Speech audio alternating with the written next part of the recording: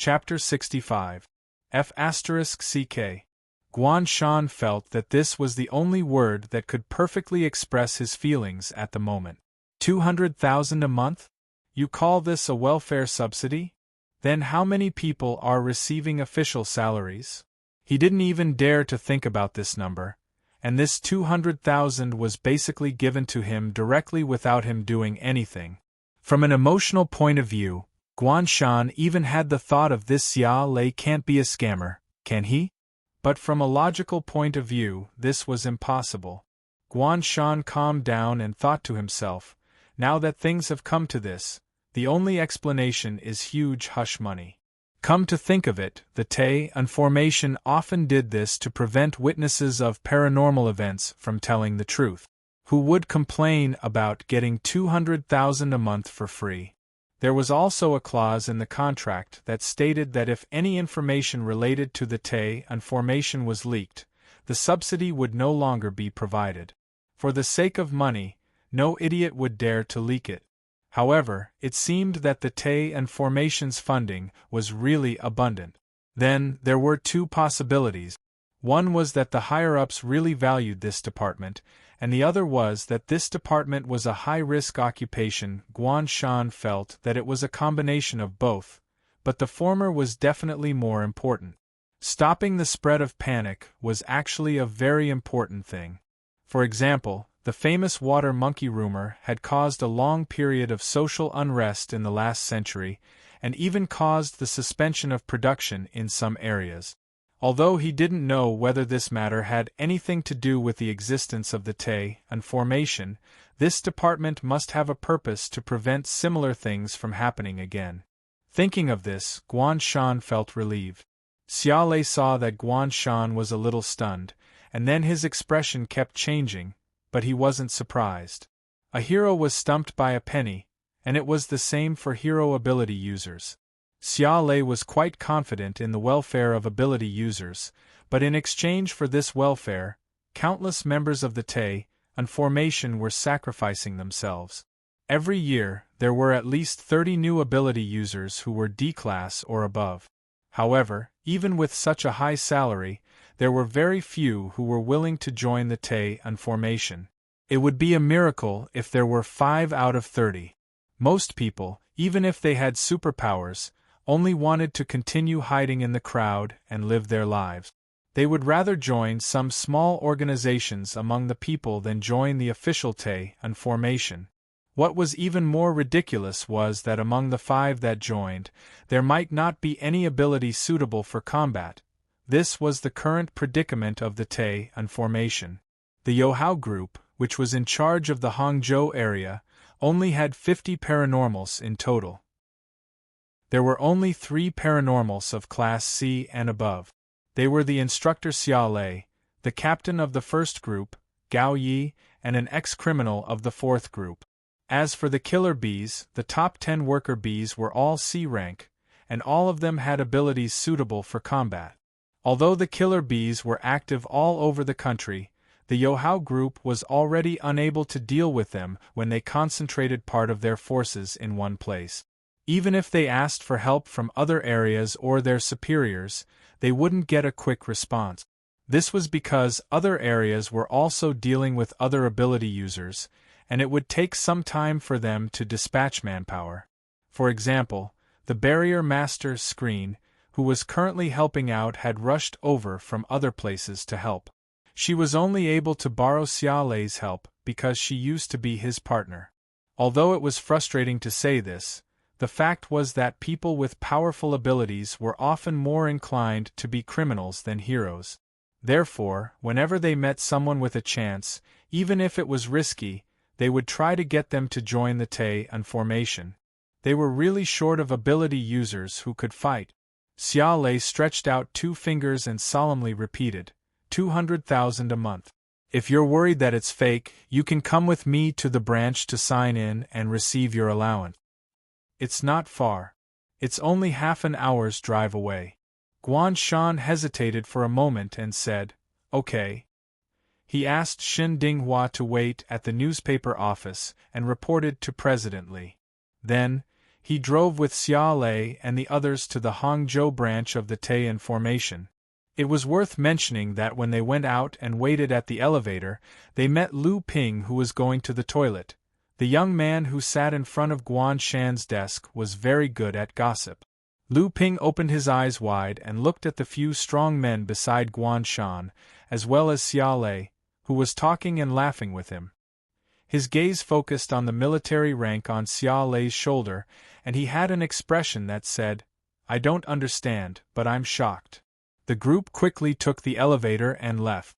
In the toilet, Lu Ping looked at the tiles in front of him and thought about how Jiang Xian, who had quarreled with Guan Shan, was still in the hospital.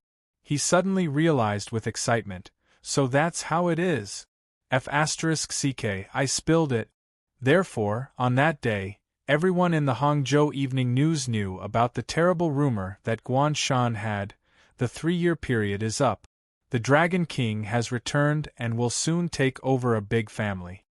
As for the fact that Guan Shan had only been at the newspaper office for half a year during his internship, no one cared anymore. When Guan Shan came out of the Taiyan Formation branch, it was already an hour later. This branch was right next to the police station.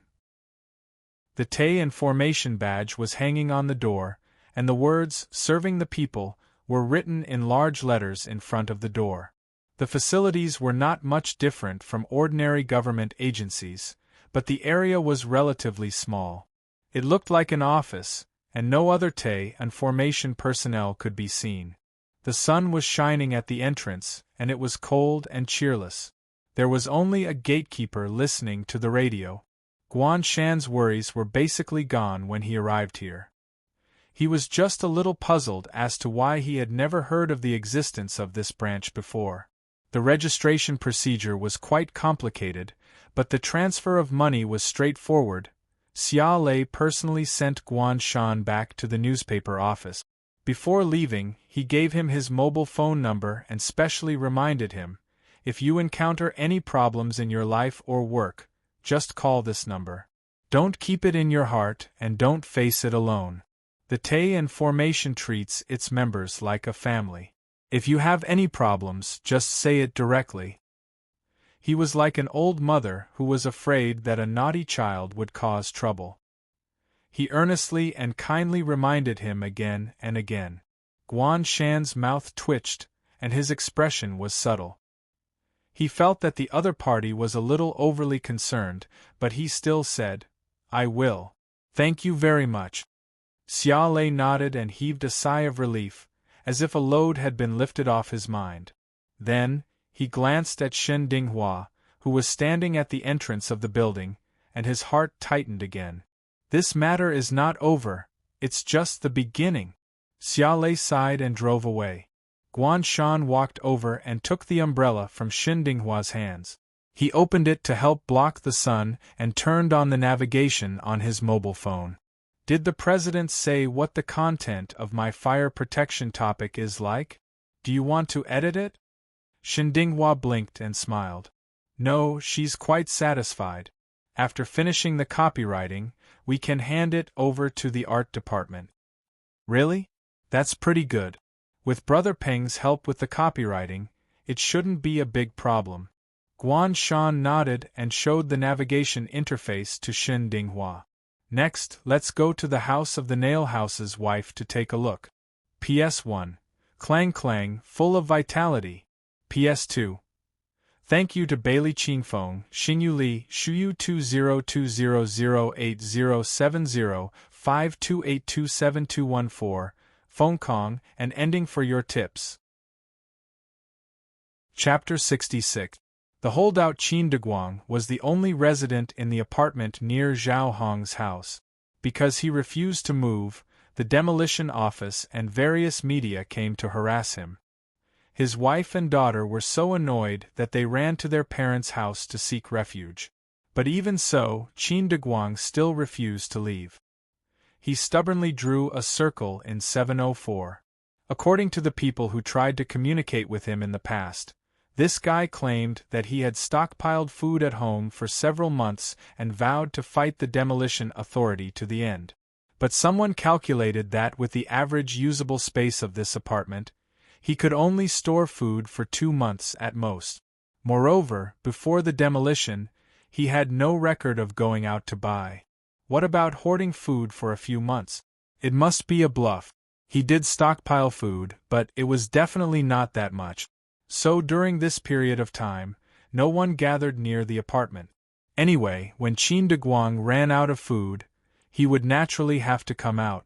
At that time, they would use some means to prevent him from returning and the matter would naturally be resolved. The media also had this idea and waited for him to come out. Guan Shan looked at the information and did not know whether to laugh or cry. This looks like a Don Quixote character with a bit of bitterness and a bit of humor. But Guan Shan could not quite laugh, because he remembered the eyes behind the door that stared for a long time. It was a bit scary. It was not as funny as it was described. In fact, it was not difficult to figure it out.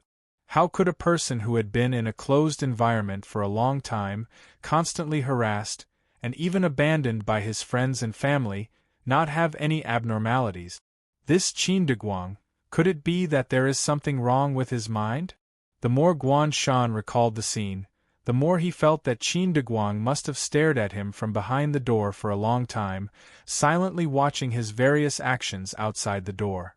Just thinking about it gives me goosebumps. Guan Shan felt a chill in his heart. But fortunately, this time they were not looking for Qin de Guang, but for his wife and child. Qin de Guang's wife's name is Han Ing. Her family is in Han Village. It's quite a remote place. A few media reporters have come here to look for it, but they couldn't find it. For some reason, the information recorded on the map is wrong. It hasn't been changed for many years, and the terrain is very complicated. Guan Shan explained to Xin Dinghua. He turned off the navigation and opened the photo attached to the document. It was a simple hand-drawn topographic map. This is the real map. This map was drawn by Jiang Xian using money to find a local who had already gone out. It had to be admitted that Jiang Xian was indeed qualified to be the deputy editor by relying on his own background. His natural connections and financial advantages allowed him to easily obtain the truth that most people couldn't. Therefore, even if he did nothing in the office, he would not be fired. He could even talk back to Li Jiying. Of course, the fact that Jiang Xian was born into a good family did not conflict with the fact that Jiang Xian was an idiot. If not for the fact that Jiang Xian was already in the hospital, Guan Shan would have found a gunny sack in the middle of the night and put him in a difficult situation for the forensic doctor. At this moment, Guan Shan and Xin Dinghua were sitting on a bus heading to Han Village. Through the window of the bus, they could see that the roadside was full of fields and hills.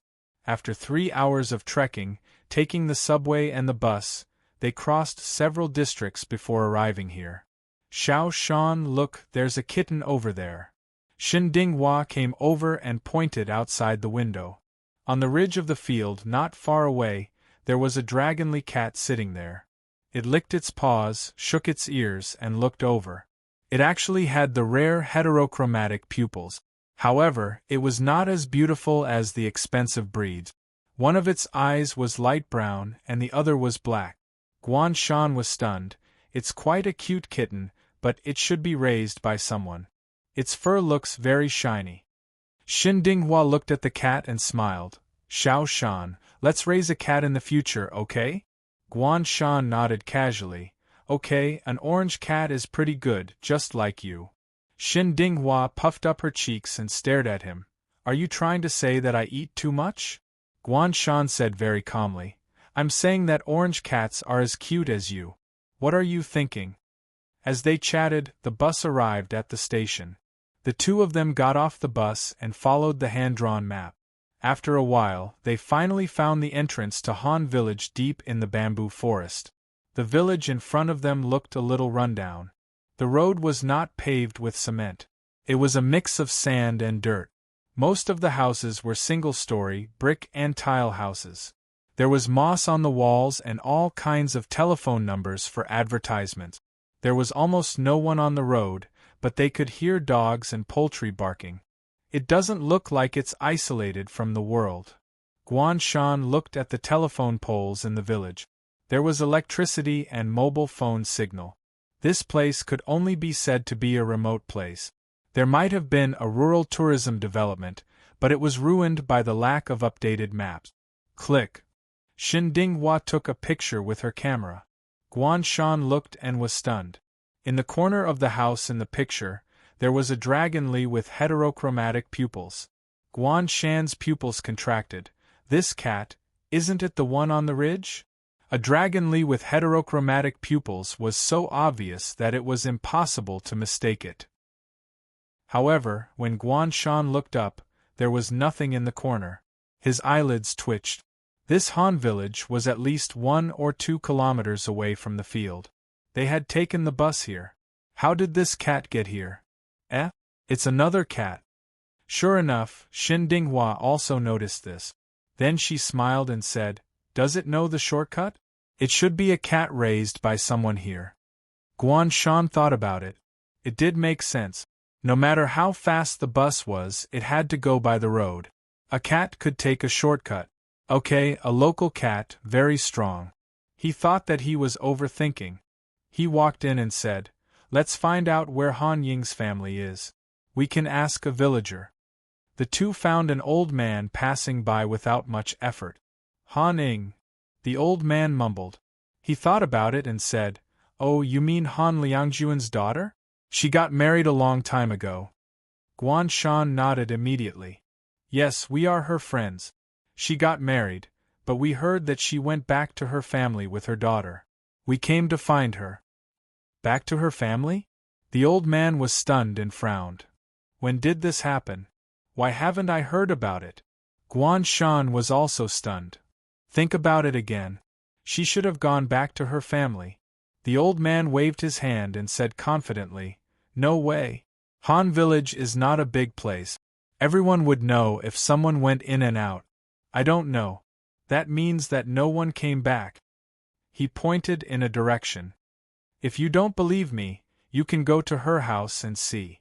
PS1. Thank you ending, Belex HBF for your tips. PS2. Tickets, tickets, tickets, tickets, tickets, tickets, tickets, tickets." Chapter 67. Guan Shan and Xinjilia followed the old man's directions and found the house belonging to Han Ying's family. Among the many houses in the village, this row of houses was not bad. It had 3 floors and there were potted plants in the yard. The exterior walls were obviously whiter than other places. Han Ying's house was among them, and there was a sign that read Liang Jun Homestay on the door. Guan Shan was not surprised that such a backward village had a homestay. In order to understand the Han family situation, he had chatted with the old man for a while and found out that the Han family did have a farmhouse. However, it was not in the village but near the bamboo forest at the back of the mountain. A homestay was, of course, a part of the amenities. The map didn't show the wrong address, but it directly showed the farmhouse area. If outsiders did not know, they would not be able to find the original location of the Han family village. Guan Shan suspected that the reason the village was so shabby was not because it was poor, but to create a rustic atmosphere. After all, people nowadays advocated returning to nature. Guan Shan walked forward and knocked on the door. Seeing that there was no one in the yard, he shouted, "Is anyone there?" "Yes." Someone answered immediately. A tanned middle-aged man walked out of the house and opened the yard door. When he saw them, he smiled and asked, "Lodging?" This man was Han Ying's father, Han Liangjun. Guan Shan and Xin Dinghua were each carrying a backpack.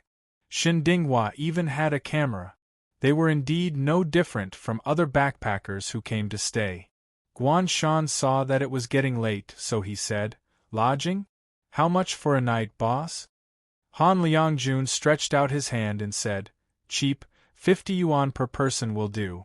Guan Shan took out a 100 yuan note from his backpack and handed it over. As a reporter, it was normal for him to run around. Although he had not been there many times, He had learned from the experience of his predecessors. If they were going to a remote place, they definitely had to bring cash, but they could not bring too much. Guan Shan added, "One room will do." Shun Dinghua turned her head in a teasing manner, her eyes clearly saying, "Xiao Shan, you're not being honest." Guan Shan glanced at her without changing his expression, then turned around and pretended not to see her. He sighed helplessly in his heart and silently chanted that this was for the sake of safety. For the sake of safety, Han Liangjun welcomed the two into the house and called his wife out to entertain them. The middle-aged woman was also very enthusiastic. "You came at the right time.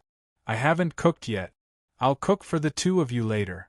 Although the interior of the house was not well decorated, it was clean and tidy. Guan Shan sat on a chair, looked around the room and asked, "Just the two of you? Can you handle it?"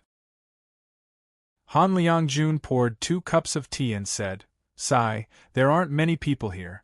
What's there to be busy about?" That meant that there were only 2 of them. Guan Shan's heart suddenly sank. Qin Deguang had clearly said that Han Ying had brought her daughter, Qin Yaoyao, back to her parents' home.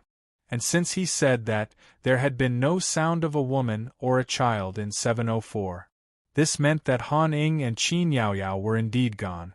But they did not return to the Han village. It had been a week or so. Even if they walked, they would have reached it. Where did they go? Did they go missing in an accident? For the media, this was indeed a big gain, but for the couple in front of him, it was unfortunate news. However, he could not jump to conclusions so quickly. Considering that Han Ying and her daughter could have left because they could not stand the media's harassment, it was also possible that they asked their parents for help.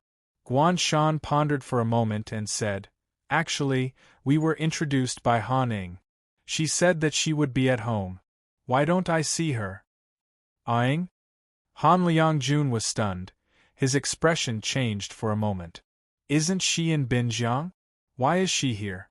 She has been married for 7 years and hasn't returned. Why is she back now? Hasn't returned to her parents' home for 7 years?" Guan Shan frowned. Why did he feel that something was wrong? She had not returned for 7 years. Could she have returned because of the media's harassment? But Han Liangjuan's expression was unnatural. He seemed to be guilty. It was possible that he was lying. Guan Shan decided to observe further. He smiled and said, "Maybe I heard wrongly. But I did hear about this place from her. Speaking of which, your farmhouse here is doing well." Guan Shan changed the topic to the farmhouse construction. The slightly stiff atmosphere suddenly livened up. But because they were talking about Han Ying, the couple's conversation was not as natural as before. After a while, they were led to a room upstairs after dinner. The room was simple and unadorned. It was not big, so the bed was a standard single bed. Guan Shan pondered for a moment. He moved a chair over and decided not to sleep. In a corner of the Han village. Meow. The dragonly with heterochromatic pupils jumped down from the roof and walked lightly to Meng Ting, who was smoking at the back of the house. Meng Ting squatted down and reached out to touch the smooth fur on the back of the dragonly. He said, "Can you tell the strength of this guy?" The dragonly bent its body and rubbed against his palm. It shook its head and said, "I can't tell. His footsteps are very light. His body condition is not like that of a meat-based ability user at all. He is completely like an ordinary person. It's very strange." Its voice was shrill. It was using a cat's vocal cords to speak human language. It sounded very strange. Meng Ting was also puzzled. Yes, this guy can withstand the pressure of 2,000 degrees of hot molten iron with his body and tear open the body of a C-class immortal's relic with his bare hands. But he can be hurt by ordinary weapons. This does not match the performance of a meat-based ability user under normal circumstances. He held the cigarette in his mouth and looked serious. But it is also possible that this is the characteristic of his ability. He has extremely strong self-healing ability and strength. The price is that he does not have physical strength and the duration of his ability is not long. More importantly, he does not know how to deal with special abilities. For example, the little invisible of the Taiyan formation. The Dragonly said, "He is very strong." Meng Ting threw the cigarette on the ground. "You don't have to say it. Most of the top 10 worker bees have died in his hand. The experimental body that we spent so much time on has also failed. It is all because of him. Otherwise, why would the organization let us come here?" Meng Ting's code name was Drone 9 and the Dragonly was codenamed Drone 10. In a bee colony, the drone bees were only responsible for mating with the queen bee. They had no other abilities. But among the killer bees, the drone bees represented gene samples.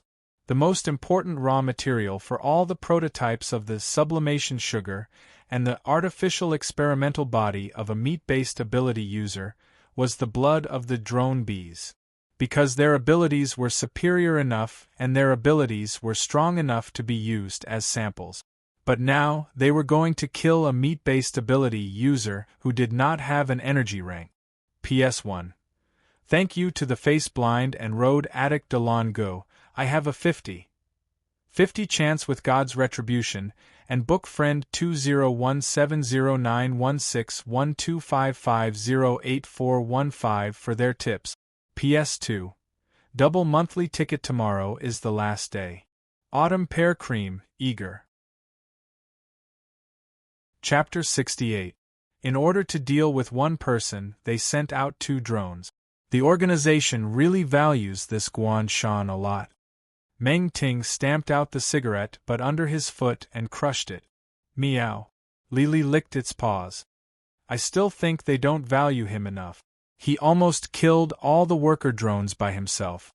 Although those were just poor bugs that could be replaced at any time. More importantly, the Iron Foundry's experimental base was also completely destroyed. That experimental subject used the meltdown gene that was traded from the sky screen with great difficulty. The Esper with the physical ability that was accelerated by the sublimation sugar was repeatedly soaked in molten iron for an entire month and tortured to the point of death. Only then was there an individual that almost succeeded. Lily spread its hands. In the end, the core was destroyed in less than 20 minutes after it came out of the furnace. Although strictly speaking, it was a failed product without intelligence, it still took a lot of effort from the organization. Don't you think the king bee is angry? Lily gloated. If it weren't for the fact that the others were guarding other experimental sites and didn't have time to come over, I think the king bee would have called everyone over. I'm afraid he can't take this treatment. Meng Ting snorted in a low voice. In my opinion, the meltdown gene itself is not something that these low-level ability users can take. The direction of this experiment was wrong from the beginning. Lily said, "You said that. When the boss investigates, don't say that I was there." The so-called boss was naturally Drone 1, an A-level physical ability user with the brain development ability. He had no combat power, but almost all the results of the killer bee were based on his research. Meng Ting said impatiently, Okay. Let's deal with this Guan Shan first and take his gene. Even if I take off my clothes and dance in front of him, he won't care about me, let alone question it." Lily wagged its tail. "Why are you in such a hurry? He's very vigilant. He may not sleep tonight, so it's difficult for me to activate my ability. In this case, it can only last for half an hour at most. You have to be careful." Lily's superpower was called Soul Catcher and belonged to the special type. He could separate a person's consciousness from their body and form a ghost-like existence. This ghost-like existence could not be seen by ordinary people, but it was in a semi-corporeal state and could touch and use objects in the real world. At the same time, this ghost would gain the ability of Fire of Retribution, which would cause great damage to the mind. This was undoubtedly a special attack for some physical ability users. Therefore, in essence, Lily's ability should be used for amplification. However, Once soul assimilation was activated, the target would not be able to return to his body, nor would he be able to interfere with his own body. At this time, once the physical body died, the consciousness would also be destroyed. As for the person whose soul was captured, their physical body would be like a shell, waiting to be slaughtered. Therefore, as long as the target was killed during this period of time, everything would be over. Of course, it must be mentioned that the reason why Li was in the cat's body was related to this ability. Because one day, he suddenly had an idea and used this ability on himself. Coincidentally, one of Li's enemies came to the door that day. When he saw Li lying in the room, he was naturally overjoyed. He directly killed Li with a white knife, and a red knife came out, ending Li's life. However, perhaps because Li was the host and receiver of the ability at the same time, he did not die with his body. Instead, he became a lonely ghost for a short time. Li floated in a daze for a while. When he realized that he would continue to collapse if he did not find a body, there was only a stray cat in front of him that was dying. The result could be imagined. He could only lodge in the body of this dragonly cat, and he did not dare to use this ability on himself anymore. Meng Ting waved his hand and said, "Don't be so nervous. Guan Shan is almost defenseless against psychic abilities. This has been proven many times. The Taiyan formation has so many evaluations and tests of psychologists. How many times has the D-level Little Invisible been sent to him? And Worker B6's illusion at that time. It was almost a face-to-face encounter, but he fell into it without hesitation. He urged, 'There will be changes if we delay. Hurry up.' Li frowned. He naturally still felt that he had to be more cautious. It was true that he fell into the illusion directly, but it was quickly dispelled later. This meant that the other party must have a way to deal with psychic abilities. But today, with Meng Ting's cooperation, it should be fine. Meng Ting's ability was Death's Scythe. He was like the scythe of death. As long as he was activated, once he touched the other party, he could directly kill them. However, although it sounded very fierce, his ability was also very limited. He could only use it once a day, and it would only take effect within 3 seconds of activation. After 1 minute of activation, he would fall into a state of paralysis, unable to move. It was an ability that if he did not kill the opponent, he would immediately be killed by the opponent. Before Meng Ting joined the Killer Bees, he was an assassin who worked for others. He relied on this ability to make a name for himself. After that, he also used this ability to kill a B-grade mutant, causing people to tremble in fear. No matter how Meng Ting thought about it, he felt that this mission was in the bag. Li used soul capture on Guan Shan, making his body temporarily immobile. If I just walk over and touch him, won't Guan Shan be dead? Is there any suspense? There's none. Li leaped up and jumped onto the window sill of the guest room on the 2nd floor. A pair of heterochromatic eyes looked at Guan Shan, who was sitting inside, emitting a strange red light. Soul capture. Guan Shan was sitting on the chair when he suddenly heard a shrill and miserable cat's cry. He immediately turned his head to look, but saw the strange dragonly cat that he had seen twice before squatting outside the window. The dragonly cat was only a dark silhouette in the night. The cat's eyes stared straight at him, glowing with a strange red light. This scene was strange, eerie, and terrifying, overlapping with countless horror movies. F***ck. Guan Shan was so scared that he missed half a beat. He almost immediately jumped up from the chair. In his mind, he had the embarrassing thought of, should I shamelessly ask Comrade Shen to lend me a bed to hide in tonight? The voice of the simulator rang in his mind. Scene scan complete, generated horror game, soul departure, plot loading, please wait. Plot loading complete. You have become a ghost. Be careful. The Grim Reaper is behind you. Asterisk note. Only by killing the final boss can this simulation end. Guan Shan suddenly felt the world spinning. His body was like a piece of clothing slowly being taken off his body. As for himself, he fell forward. Before he could steady himself, he saw his own translucent palm. I've become a ghost? P.S. Float behind the reader, grab the ticket and run. Chapter 69. Guan Shan looked at his palm, which had suddenly become transparent. He was caught off guard when he heard the words, "You have become a ghost," from the simulator. His face was instantly dumbfounded. In the previous instant's dungeon, he had been playing the role of a ghost wandering the borders of hell. Now, he had suddenly become a ghost. Could it be that he had acted out the real and the fake? Damn! Guan Shan lowered his head to examine himself and found that his entire body had become translucent.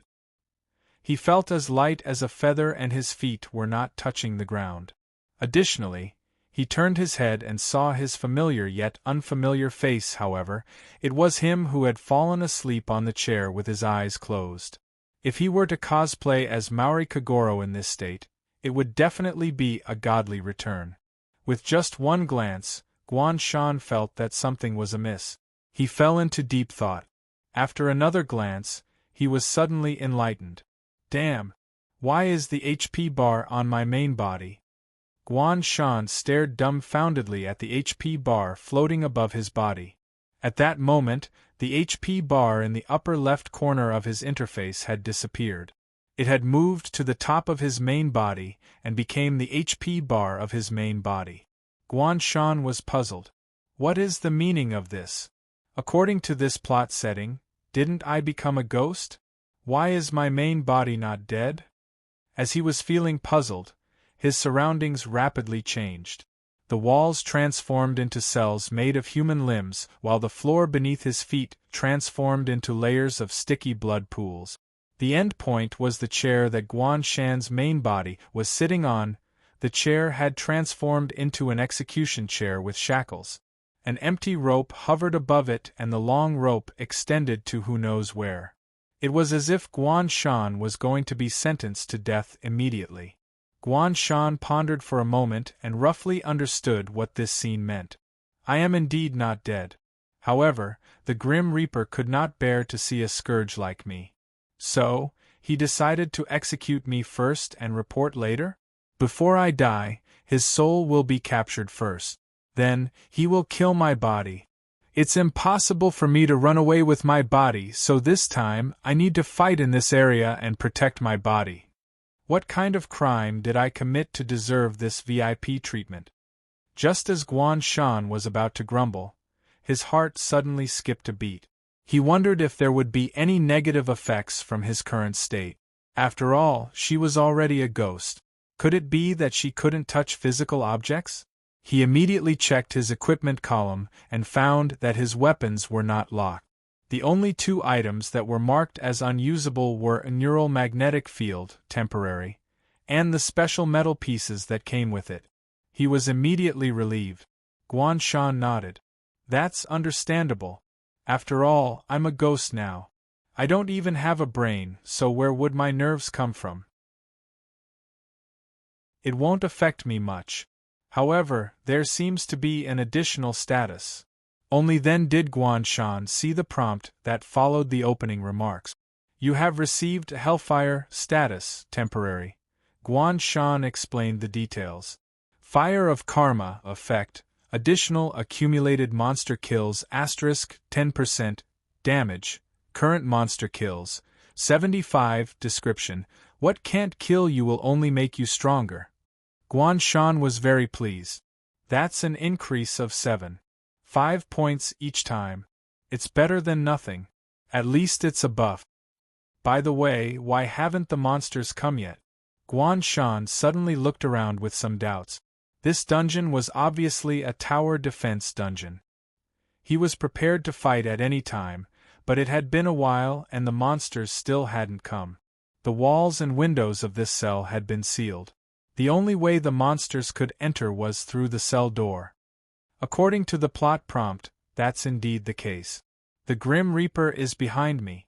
Well, according to the orientation of my seat, my back is facing the door.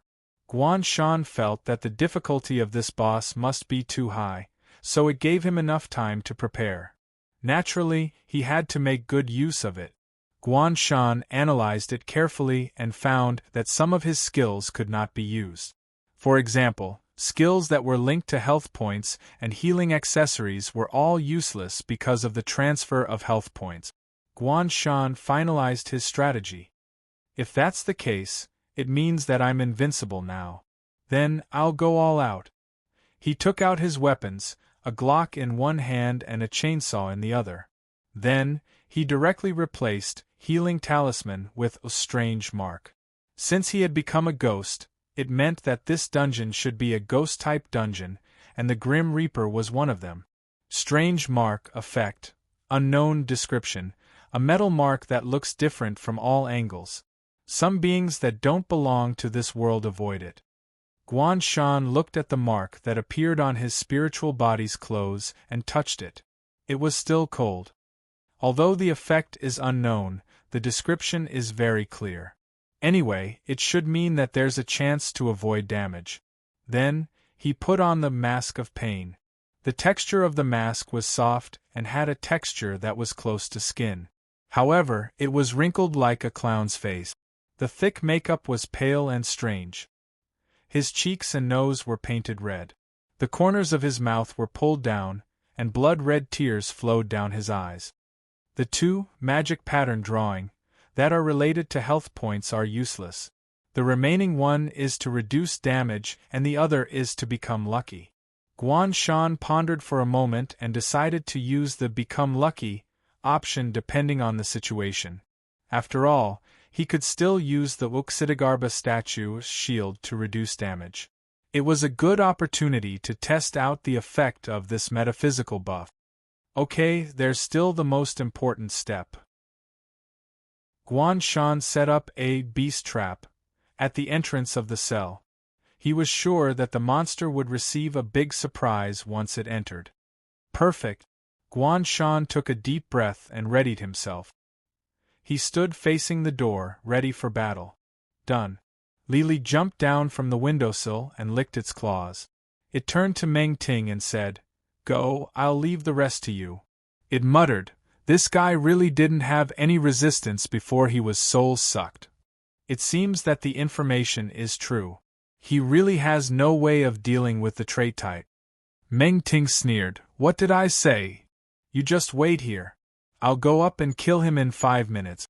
As he spoke, he went around the back of the house and planned to go up the stairs from the front door. Lili was stunned and ran a few steps. "You're not going up directly?"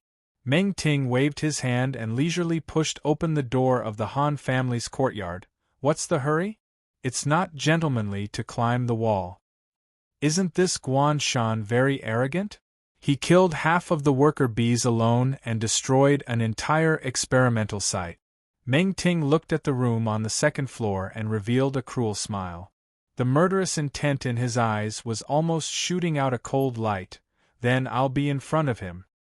He'll watch me get closer and then I'll kill him with one finger. I'll let him experience the feeling of being crushed." PS1. Thanks to Thousand Fantasies Sakura, Bailey Chinfong, Aries God, CTR Death T, Book Friend 202108040845282265 for their tips. PS2. Continue to ask for recommendation votes, monthly votes. Chapter 70. Meng Ting quietly walked into the house and easily opened the door to both the inside and the outside. The Han Liangjun family's homestay had 3 floors. The top 2 floors were used as guest rooms. The couple had directly converted the storeroom on the first floor into a bedroom. The old-fashioned door lock in the village was basically useless to Meng Ting. Although he had not undergone physical enhancement and could directly twist the lock off with his own strength, it was not necessary. Although he had not taken on any assassin job for a long time after working for the killer bees, he was still very familiar with this little trick of opening doors. Quietly, like a real Grim Reaper, elegantly and silently taking away a person's life. This was the killing creed that Meng Ting believed in. Therefore, although Meng Ting's attitude was very arrogant and felt that it was necessary to humiliate Guan Shan enough to kill him, he would not complicate matters. It was enough to kill Guan Shan alone. Meng Ting took the spare key to the guest room and knocked the Han Liangjun couple out. He walked up the stairs step by step and looked at the door at the corner. He could almost imagine the scene in the room at that moment. Guan Shan must be very confused and at a loss, right? He looked at his body that had lost control and must know that the enemy had come. He wanted to go back, but there was no way. He was anxious and could only go in circles. The enemy was approaching step by step, but he could not do anything. This feeling, it must be very hopeless, right? Li Li's ability was to make those who thought they were strong lose their ability to rely on, destroying their self-confidence and self-esteem in one fell swoop. Sometimes the special branch was just so unreasonable. And now I'm here. You will understand what it means to be truly unreasonable. Meng Ting chuckled and calmly opened the door with the key, then pushed the door open and entered. However, the person that greeted him was not Guan Shan. In the dark and dim room, a pale and distorted clown's face was illuminated by the faint blue moonlight outside the window. This face was wrinkled, as if a completely peeled-off human face was forcefully put on another face. The white heavy makeup was uneven, and even some skin color could be seen at the edges. The clown had a comical face makeup, but the corners of his mouth were drooping. He had applied a layer of bright red lipstick. Traces of blood flowed down from his eyes and stained his cheeks, as if his face had been splashed with blood. The clown seemed to be in great pain, but the makeup on his face always maintained a smile. Such a contradictory and strange scene, but it was precisely because of the disharmony that it revealed a trace of strange beauty. Furthermore, this clown's entire body was translucent and covered in a layer of ghostly fire, making it even more terrifying. The clown's eyes were dyed red by the colors around his eyes. It was as if there was a flame burning in his dark eyes, making people feel like they were going crazy. Grim Reaper? It's true, the clown muttered to himself. Then, he purposely said in a mocking tone, "Hey, come over here. I'm waiting for you right here." Woo woo! He instantly pulled the chainsaw in his hand.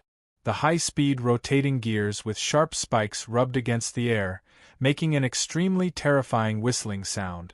Under normal circumstances, a chainsaw of this length would need to be held with both hands.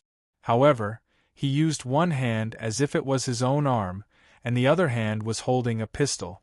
Meng Ting's pupils contracted, his smile froze, and several question marks appeared in his mind. Who the F***ck is this? Who was the one who planned the assassination? Was it me? Or was it this masked clown who looked like he was about to use the chainsaw to dismember a corpse? However, he soon found out. How could a person suddenly appear in the room? Furthermore, this person in front of him had a familiar weapon and was translucent. Meng Ting could guess with his toes. This is Guan Shan? The situation was very different from what Meng Ting had expected. He was shocked. Meng Ting took a closer look and realized that these weapons were indeed the ones Guan Shan often used according to the intelligence. Meanwhile, Guan Shan's unconscious body was still sitting on a chair not far away. Where did Guan Shan get these weapons from?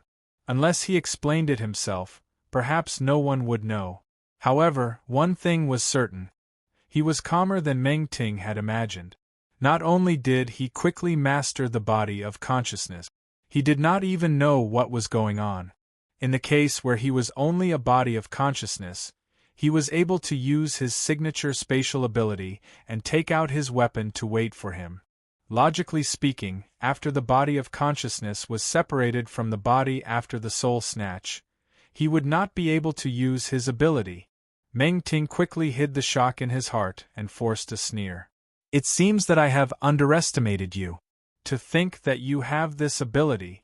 However, even if you use your ability in the state of the soul snatch, it won't change the fact that you will be killed by me. It was not that the body of consciousness did not have any combat power.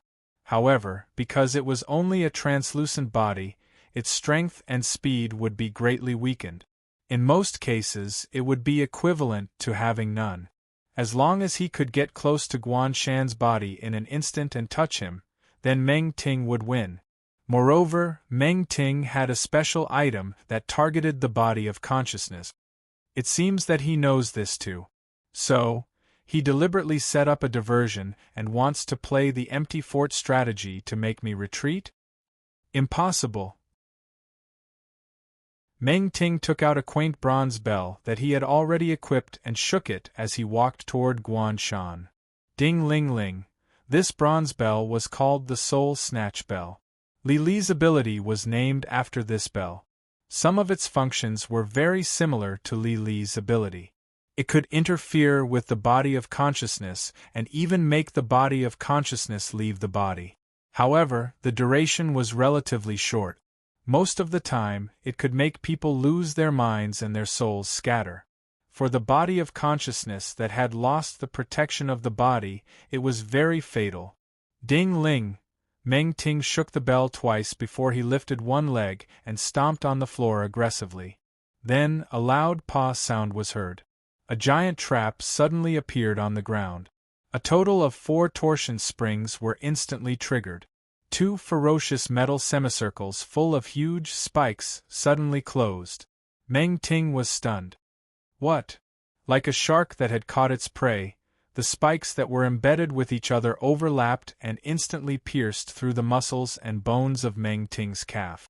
The terrifying force that followed directly crushed the part of the muscles that were clamped inwardly, and the bones were crushed into slag. It was extremely painful. Ah! Meng Ting screamed with a distorted expression. The great pain made his face instantly lose color and his back was covered in cold sweat. This was a pain that humans could not endure. However, Meng Ting was not an ordinary person. He immediately reached out and pressed the 2 crescent-shaped metals, trying to pry them apart. However, the more he struggled, the more the spikes tore inwards and the pain increased exponentially. Woohoo hit! Guan Shan, who was wearing a clown-like mask, was so happy that he almost patted his stomach. He did not choose to go forward. Instead, he immediately raised the muzzle and aimed at Meng Ting's head and fired 3 shots in a row. Bang bang bang. PS1. Thank you Gspsej for the tip. PS2. Quietly approach the sleeping readers and steal their tickets. Chapter 71. The moment Guan Shan fired, the boss information also appeared in front of his eyes. Boss Grim Reaper Guide LV 17, HP 56008000. Description: Open eyes, close eyes, death is just a moment away. The Grim Reaper, that was trapped in the beast trap, let out a hoarse and terrifying roar. Ouch!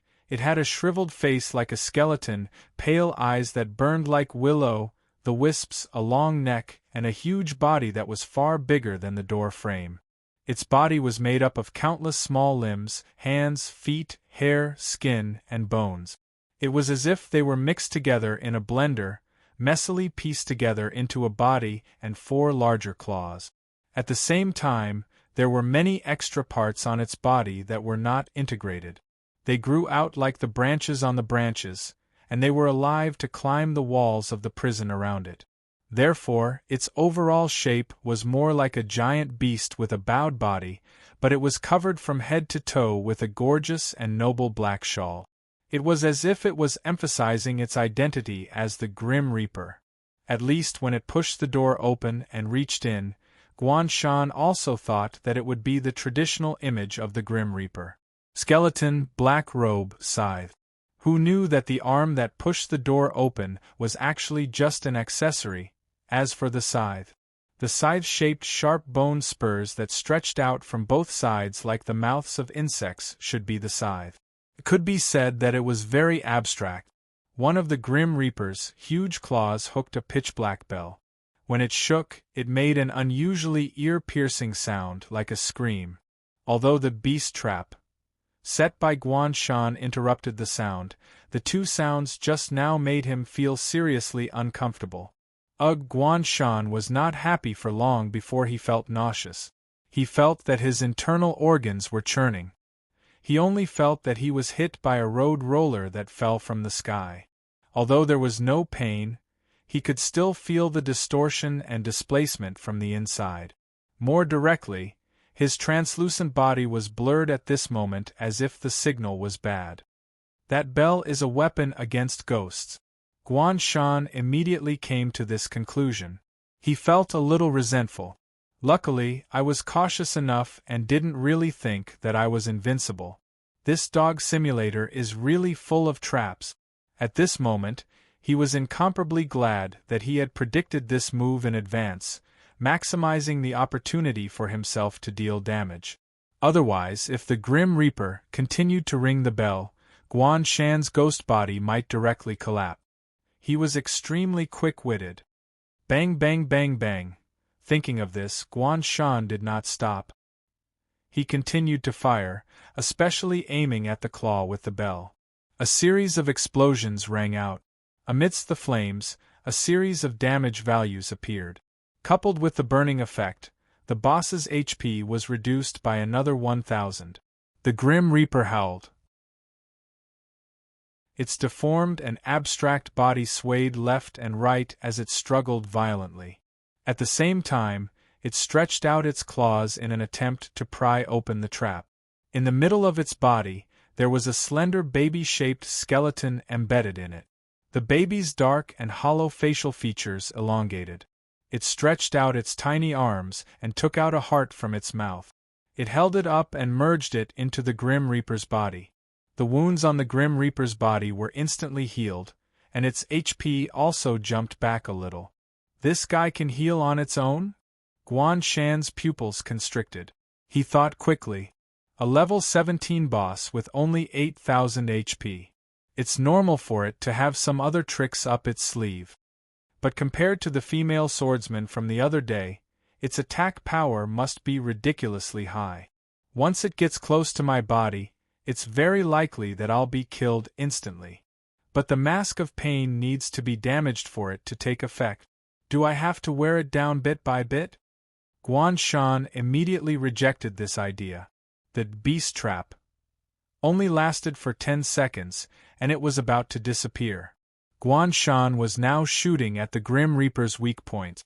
Although the Grim Reaper was restrained on the spot, it was impossible for it to become a wooden dummy. Its body looked huge, but in fact, its structure was like a pile of branches, so its actual size was actually not that big. When it struggled and swayed, most of the bullets hit its non-weak point. Once the Grim Reaper moved, it would not be so easy to fight. So, since I can't leave, I might as well use the Xidagarba statue to trick it into attacking once, and then try to finish it off in close combat. After all, I'm in spirit form now. As long as it doesn't use that bell, I can continue to attack. If I can hit its weak points like how I dealt with the chef, then I'll win. Guan Shan had just made up his mind when the beast trap disappeared in an instant. At the same time, Guan Shan's damage had already reduced the Grim Reaper's HP to less than 4,000. And this was under the condition that the Grim Reaper also had healing skills. The Grim Reaper's 10 seconds of control was the bane of a boss that could only fight in close combat. On one hand, this branch-like body structure was easy to dodge, but on the other hand, it was not stable enough.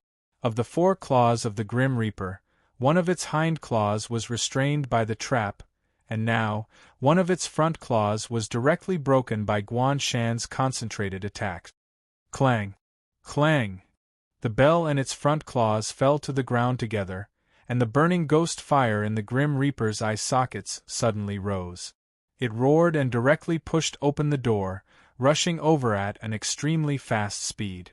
Its body, which was bigger than the room, was full of oppression.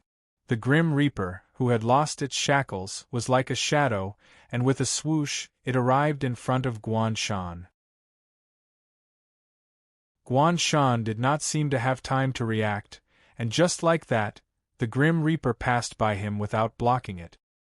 He was stunned for a moment and then rushed over.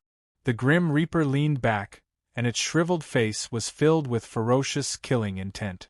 Then, it twisted its body, and its huge branch-like body with a cloak, twisted in midair, with a strange sense of beauty. What was fatal was that the two sickle-shaped bone spurs were also rotating at the same time. Like two blades of a meat grinder, they slashed towards Guan Shan's body. This was the Grim Reaper's sickle. Guan Shan took a deep breath, and as he rushed forward, he used all the tools and skills he had anticipated. Xitigarbha statue, immovable prison. The moment the sickle-shaped bone spurs pierced through Guan Shan's body, a shield equivalent to his HP was immediately formed, and almost shattered at the same time. Guan Shan's pupils constricted, and his scalp went numb. He cursed in his heart, "This damage is ridiculous. It's really an instant kill." But now that the arrow was on the bow, he could only stake it all on one throw. Magic rune drawing, blessing. One. Guan Shan picked up the chainsaw and pulled it. The chainsaw's gears suddenly rotated, making a terrifying sound. "My luck has changed, give me a critical hit." He jumped up, and while the Grim Reaper was focused on killing himself, he stepped on the Grim Reaper's body and pressed down on the baby-shaped skeleton in the middle. PS1. Thank you Glassfox FIPA for your tips. PS2. Continue writing, continue writing.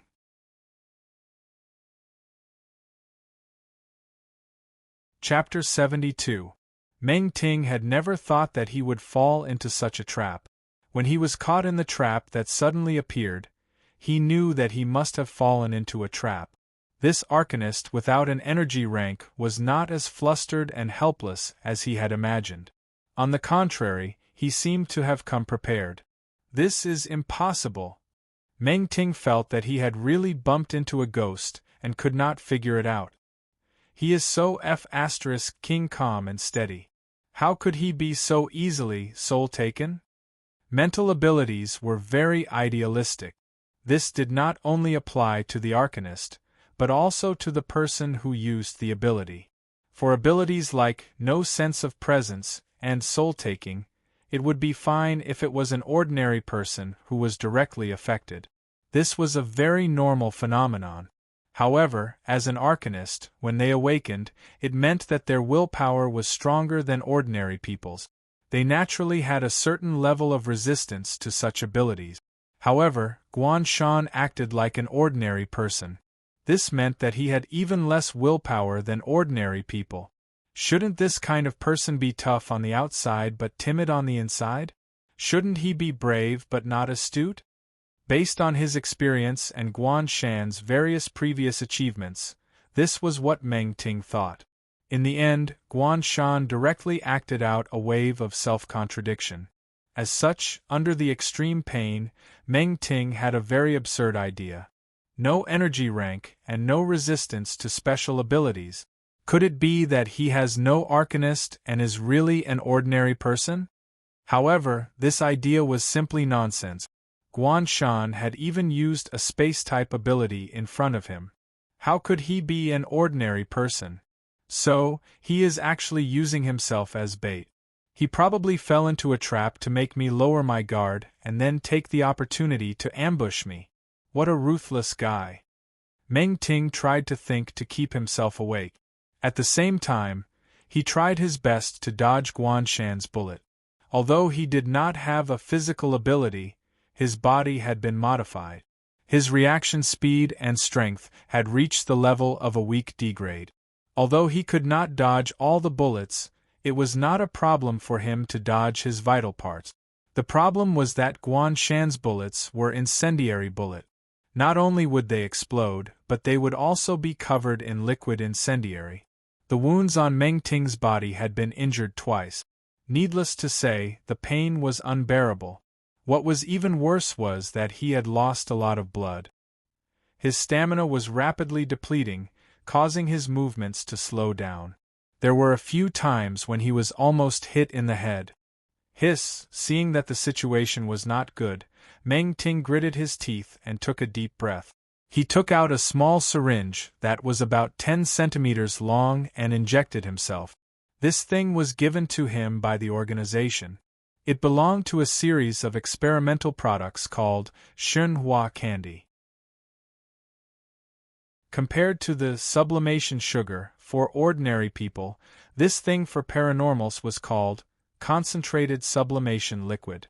Just as the sublimation sugar could awaken ordinary people's supernatural abilities, the sublimation liquid concentrate could enhance the abilities of superhumans to a certain extent in all aspects.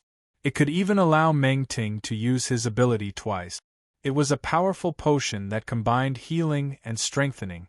However, the raw materials were very precious, so even if it was a drone, only one could be given to each person. I can't believe I've been forced to this point in just one encounter. If I don't kill you today, the reputation of Death's Sickle will be ruined. Meng Ting was determined to complete a one-shot kill. His whole body instantly surged with strength. He was just about to stir his muscles to directly pry open the trap when it suddenly disappeared on the spot. Meng Ting was stunned. Then, his arm was hit by a bullet and it was broken right away. He looked at the bell on the ground and his own arm. He was furious. Very well, you're dead meat. Meng Ting did not waste any time. Almost in a flash, he came directly to the chair where Guan Shan's real body was sitting. Guan Shan, on the other hand, seemed to have not reacted. He stretched out his hand and rushed over. Death's Sickle Meng Ting would not give his enemy any chance to breathe. He sneered and quickly stretched out a finger to tap the back of Guan Shan's neck. His finger touched the skin. The real touch almost made Meng Ting laugh out loud. The corner of his mouth raised into a noble smile. Countless times, he had easily taken away a life like this. There was no need for words. He only needed to wave his hand.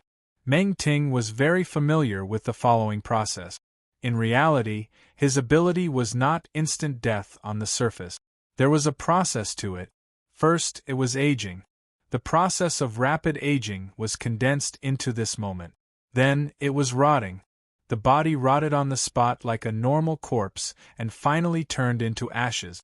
However, if one observed with the naked eye, one could only see him casually tap, and then the opponent turned into ashes.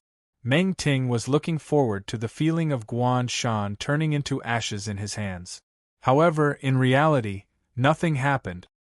Meng Ting was stunned. He was sure that he had touched the other party's body. However, there was no change in Guan Shan's physical body in front of him. It was useless. How is this possible? Meng Ting was stunned. For a moment, his expression was ferocious. His worldview was shaken and he fell into doubt about his own ability. Of course, he did not believe that his ability would fail. Hence, he stretched out his hand again. However, Guan Shan's consciousness had already caught up. He kicked over directly. The force was so great that it kicked Meng Ting to the ground. Buzz buzz, the chainsaw spun at high speed. The man in the clown mask raised the chainsaw high and then pressed it down. Blood spurted out and splattered on the man's body.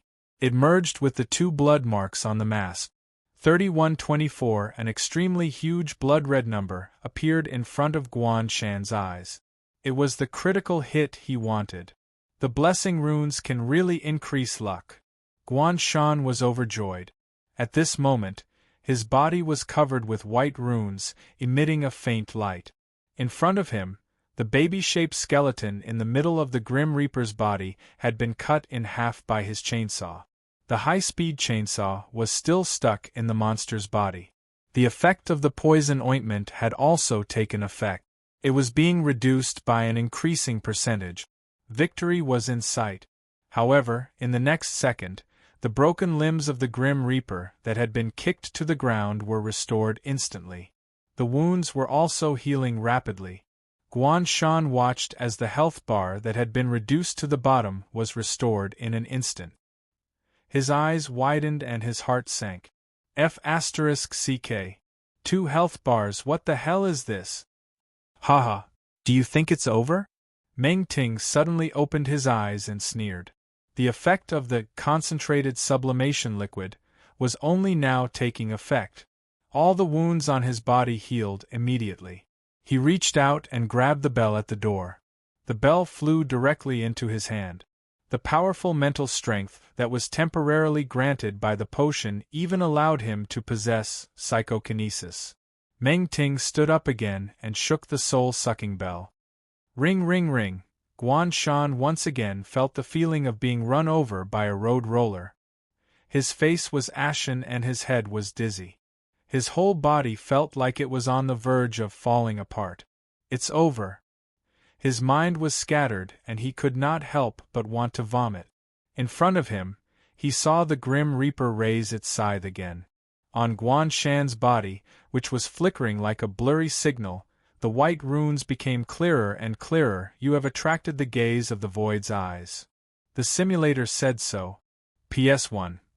Thank you readers 2020222093142397 and Bayan for their tips. PS2. You have attracted the gaze of the author, please offer a sacrifice for safety. Chapter 73. You have attracted the attention of the Void's gaze. When Guan Shan heard the prompt from the simulator, his eyes widened and he felt like he was about to vomit blood. It was both physical and psychological. The Grim Reaper's scythe came for his life, and the soul-sucking bell came for his soul. It was a matter of life and death, and now you're telling me that I've attracted the attention of an unknown existence in the void? Don't think I haven't played board games before. As long as a horror game has anything to do with the void, it's bound to be an evil god.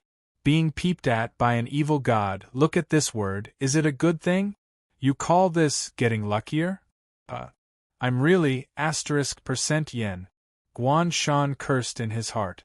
In this situation, anyone would say, alas, my life is over. What happened next was something Guan Shan would never forget for the rest of her life. The moment the simulator's prompt sounded, the whole world quieted down. The sound of the chainsaw, the ringing of the bell, the wind, the heartbeat, the sound of breathing all returned to silence. It felt like when you were targeted by something in a horror movie, you would involuntarily hold your breath and not dare to make a sound. Even the light in the cell dimmed in an instant as if something had taken it away. A creepy chill climbed all the way from the spine to the back of the head. It was as if a cold and wet hand was touching the skin. It made people want to shiver uncontrollably. However, the extreme sense of danger made the brain sound the alarm, telling the body, "Don't move! Don't move! Don't move!" It was difficult to describe what kind of feeling it was because even the mind slowly stopped at this moment. Everything was losing their sense of existence. Meng Ting naturally noticed this abnormality, but he couldn't resist the overwhelming instinctive fear at all. This was fundamentally different from the instinctive training he had received as an assassin, because soon even thoughts had lost their existence. In that case, humans were just meat on the chopping board. However, under such circumstances, only the magic patterns on Guan Shan's body grew brighter and brighter. The strange patterns on his skin gradually merged together, making him look like a burning white torch, extremely eye-catching in the darkness.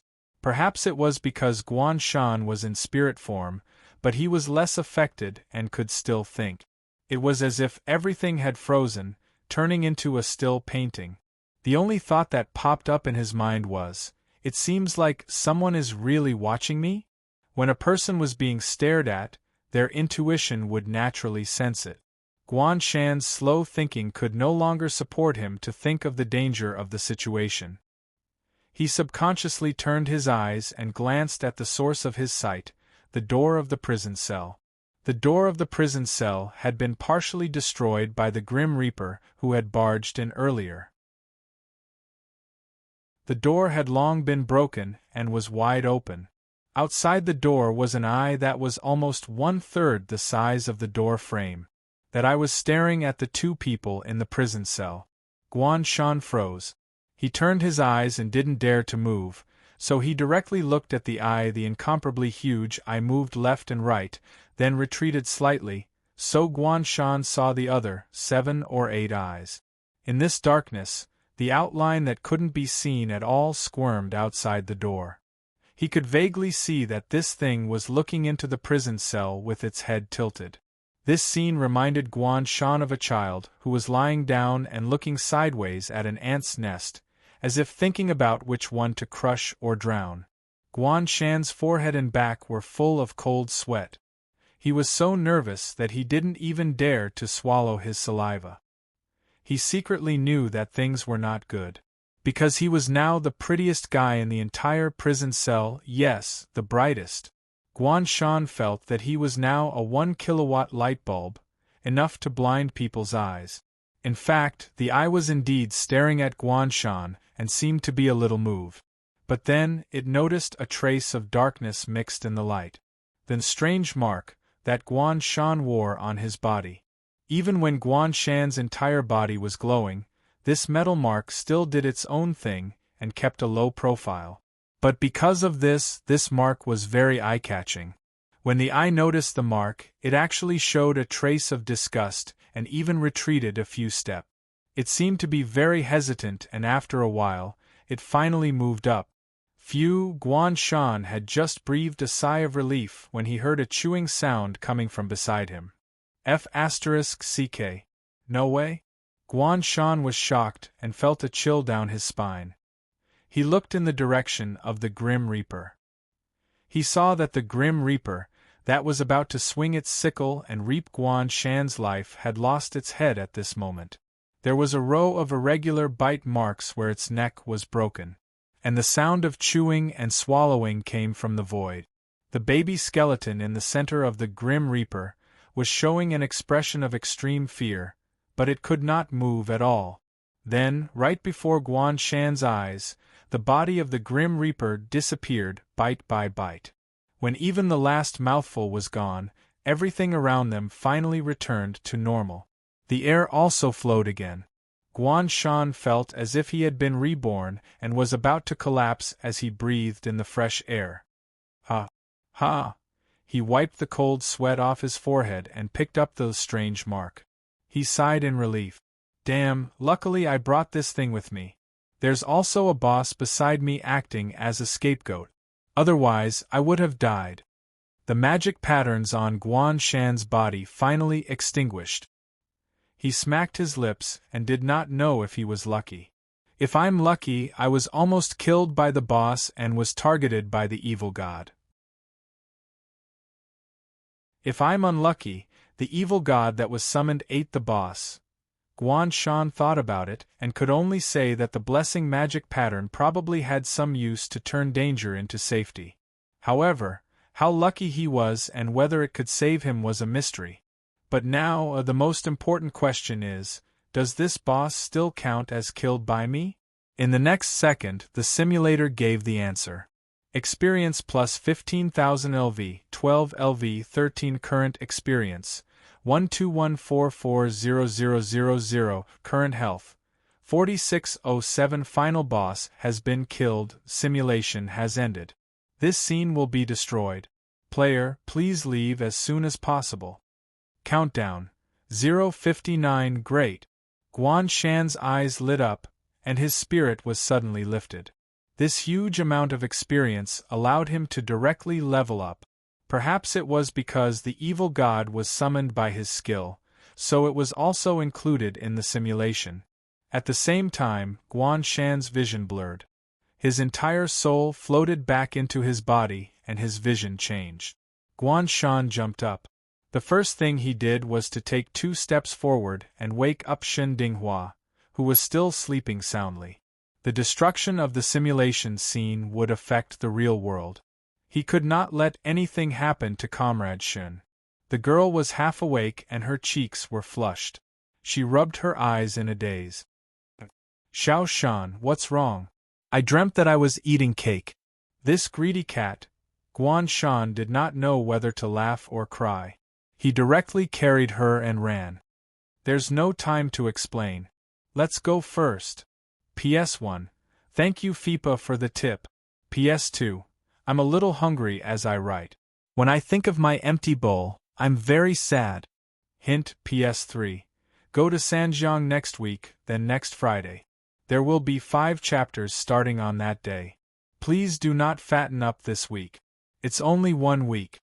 Please give me a first order and then fatten up. Please. This is really important to the author. Hug thigh.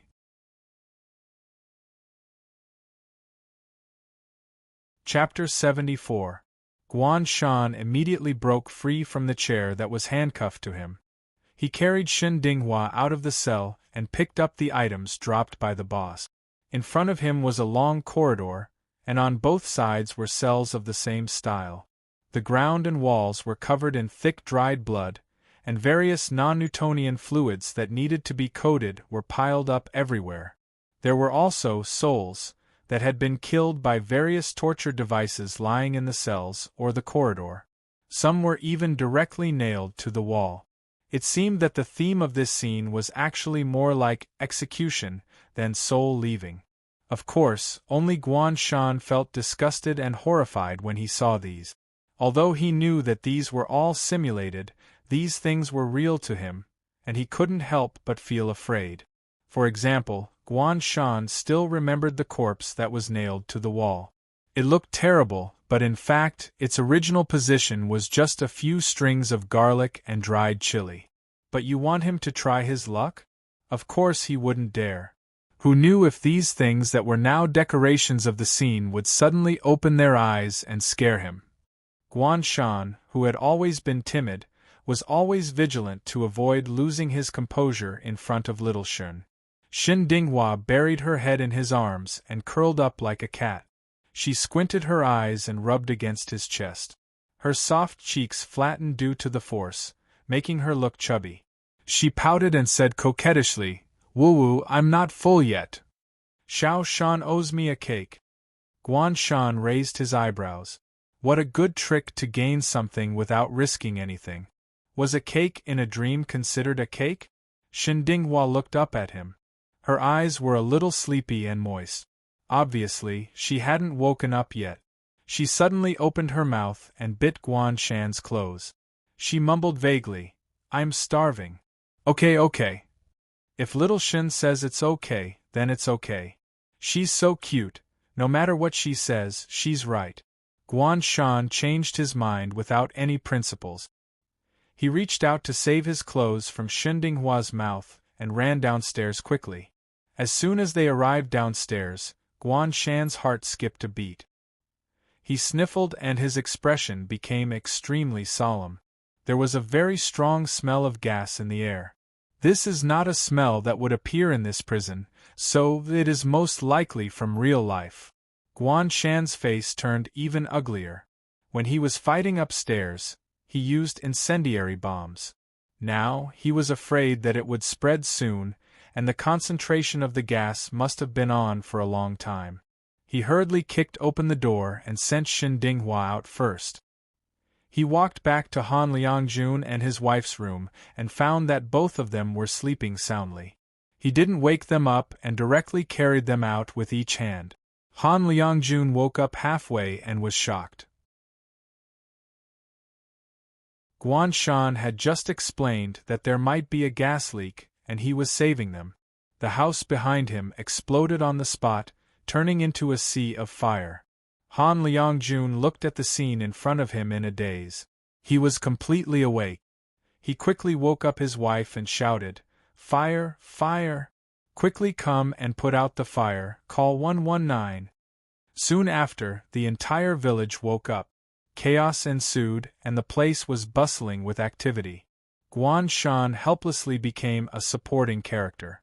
As the countdown ended, he looked at the ruined homestay and thought, the simulator is still the same simulator.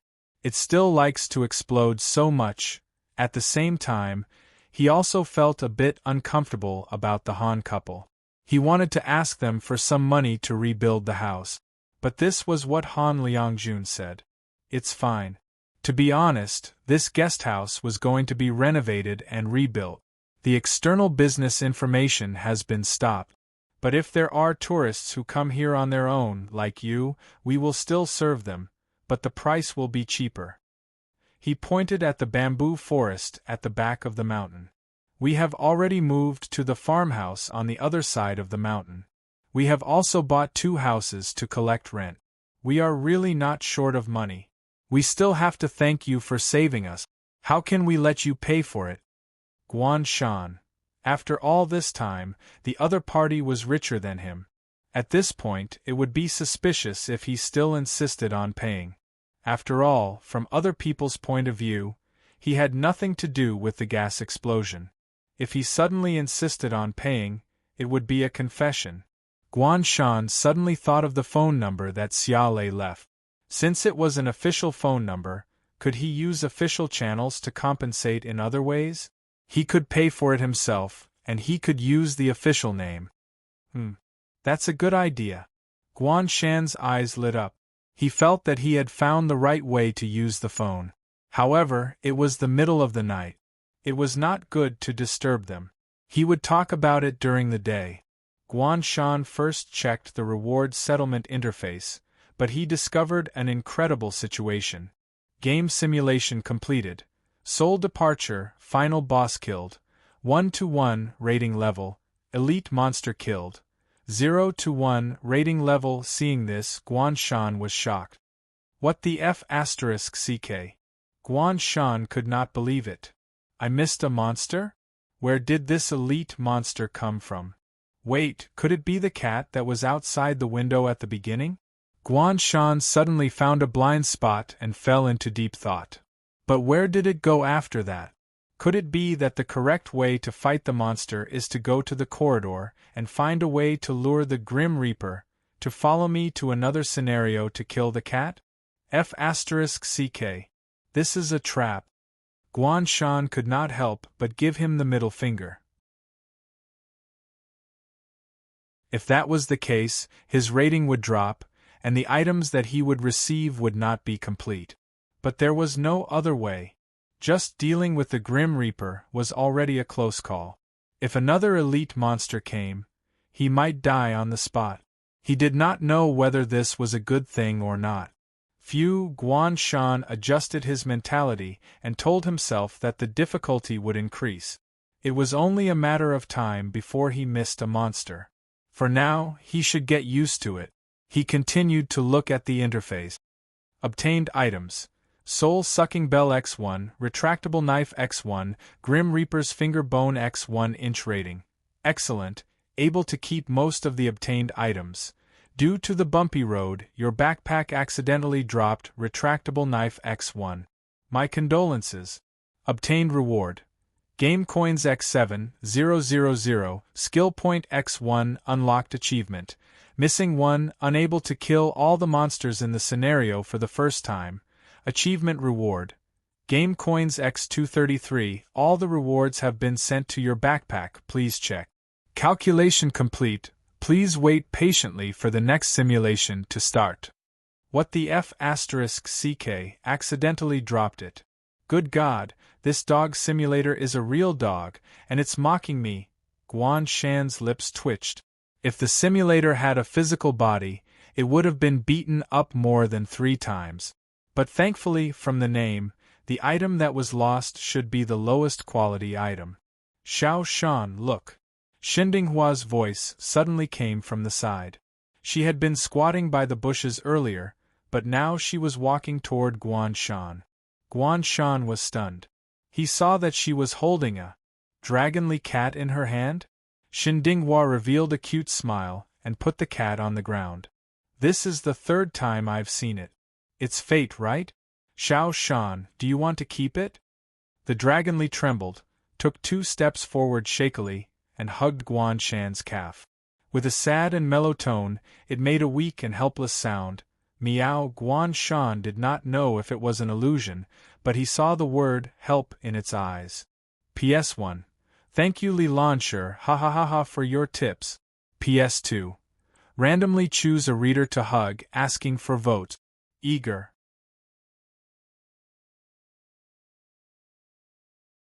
Chapter 75. Xindinghua squatted down and touched the head of the dragonly. She rested her chin on her hand and said, "Shan, haven't you always wanted to raise a cat? Now there's a chance to kidnap it instead of buying it. According to what you said, isn't it a stupid cat that came to kidnap itself?" Guan Shan laughed and pinched the back of the dragonly's neck. He lifted it up and looked at it. From afar, he felt that the cat was too clean to be a stray. It was even more obvious up close. This cat was a new batch. Except for its claws, there was no dirt on its body. It was as if it had bathed every day. It was very cute. Its eyes were wide open, and its face was full of fear. It was very intelligent.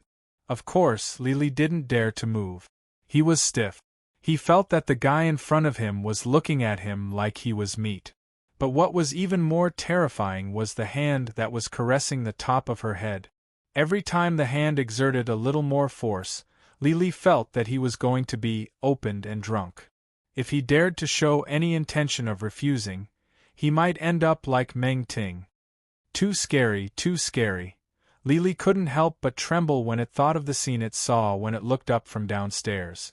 It tried even harder to meow softly. Although his voice trembled a little because of fear, thanks to the dragonly's good physical condition, he still sounded very cute. Cute? Damn it, he was one of the 10 strongest members of the killer bees.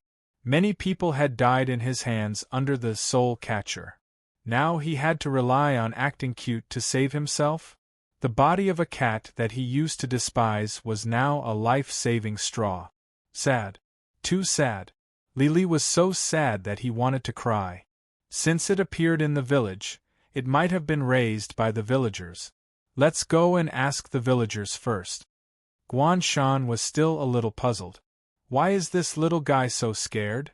Shun Dinghua thought for a moment and said, "When I caught it, it was hiding next to me. Maybe it was scared by the explosion just now?" Guan Shan nodded in realization. Indeed, such a big commotion just now was indeed very frightening for animals. It just so happened that most of the people in the village had gathered around Han Liangjuan's house. He took the opportunity to ask around, but no one had seen the cat before. Then she must have run over here by herself. She actually followed us all the way from such a far place. It seems like we are really fated. Guan Shan carried the cat and found a higher place to sit down and wait for dawn. Shun Liangchuan excitedly ran to the scene of the explosion with his camera. Before Guan Shan left, he did not forget to take his backpack and other things with him. He could be said to be a thrifty expert. Even though the village was remote, the fire engine came just in time.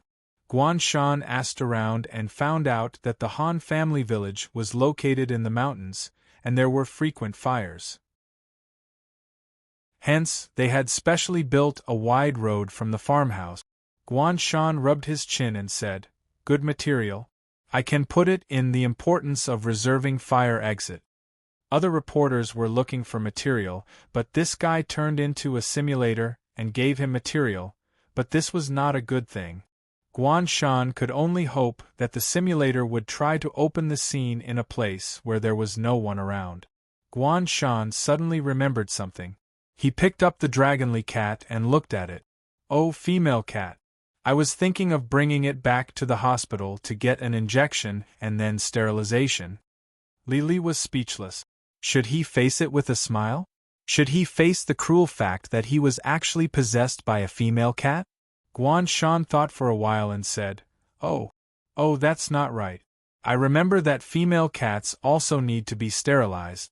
If they are in heat, it will be too torturous." Lily was speechless. Should he have a good mentality? Should he face the cruel fact that he was sterilized even though he was just a female cat? Good my *SS.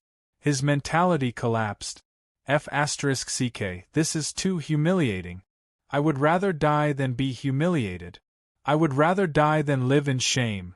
Lily's last dignity as a human made him kick his legs and struggle in anger. He let out a protest meow. Meow, meow, meow. Guan Shan looked at the struggling dragonly in his hand and fell into deep thought. Then, he suddenly realized something. Oh, He understood the cat very well and said gently, "It doesn't seem good to sterilize without offspring. It's too immoral. This may be a bit cruel to the cat." Lily's struggle weakened a little. He thought to himself, "You also know that you are cruel." Guan Shan continued to murmur, "How about this? After the injection, I will send you to the cat house to breed. Find a few healthy male cats and give birth to a litter of kittens. Then you can sterilize." Hey! Lily's pupils trembled violently. He felt terrible. "Are you a human? Is this something that a human can do?" Guan Shan felt that he was being very considerate. He smiled and said, "Don't worry. I will definitely find a few more beautiful male cats. Together, the offspring's genes are guaranteed. Are you happy? Are you touched? And many of them at once?" Lily screamed in grief and despair, "Kill me, King, kill me!" Right now, he would rather be killed than be humiliated like this. He wanted to lay his cards on the table, but at this moment, Xin Dinghua came over with a camera. Looking at the struggling dragonly in Guan Shan's hands, she asked in confusion, "Xiao Shan, what's wrong with it?" Guan Shan told her his decision. Xin Dinghua stared blankly for a moment before bursting into laughter. She praised, "Xiao Shan, you're really thoughtful." Guan Shan said, "Right? But this cat doesn't seem to be very happy." Xin Dinghua bent down and looked into the cat's eyes. She whispered with a smile, "No, it's just a little hungry. That's all." As she spoke, she took out a ham sausage from her backpack, broke it into pieces and put it on the ground. Guan Shan put the dragonly down. It stopped struggling and quietly curled up, eating the food on the ground with tears in its eyes. "Where there is life, there is hope." Guan Shan was stunned. "So that's how it is, that's how it is." Xin Dinghua nodded, then rubbed her eyes and said, "I'm so sleepy. Xiao Shan, let me lean on you. I'm going to sleep." She came over and sat next to Guan Shan. She yawned, put on her earplugs, and leaned her head on his shoulder. She nodded and fell asleep in a few minutes. Guan Shan kept his body motionless and acted as a human pillow. He looked at the noisy scene in the distance. When it was close to dawn, the fire was finally under control. Han Liangjun came over with dust on his face. He also found a place to sit down and looked at the burnt wall. He suddenly sighed and asked in a low voice, "You said you are Ying's friends. Then, is she living well now? This house was prepared for her as a wedding house. I didn't expect that we haven't seen each other for 7 years." Guan Shan asked, "She never contacted you after she got married?" Han Liangjun smiled bitterly. "She eloped with a wild boy. She wanted to go to the city. Why would she come back?" Guan Shan looked at the burnt house and confirmed that Han Ying did not come back to the Han village. He said, "There is something I have to tell you. Qin Deguang, who is Han Ying's husband, said a week ago that Han Ying had returned to her parents' home.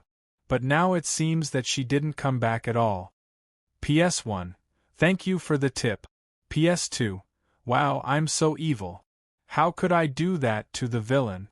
So, for the poor Lily, I beg for a ticket to nourish the fetus. Ha ha ha ha."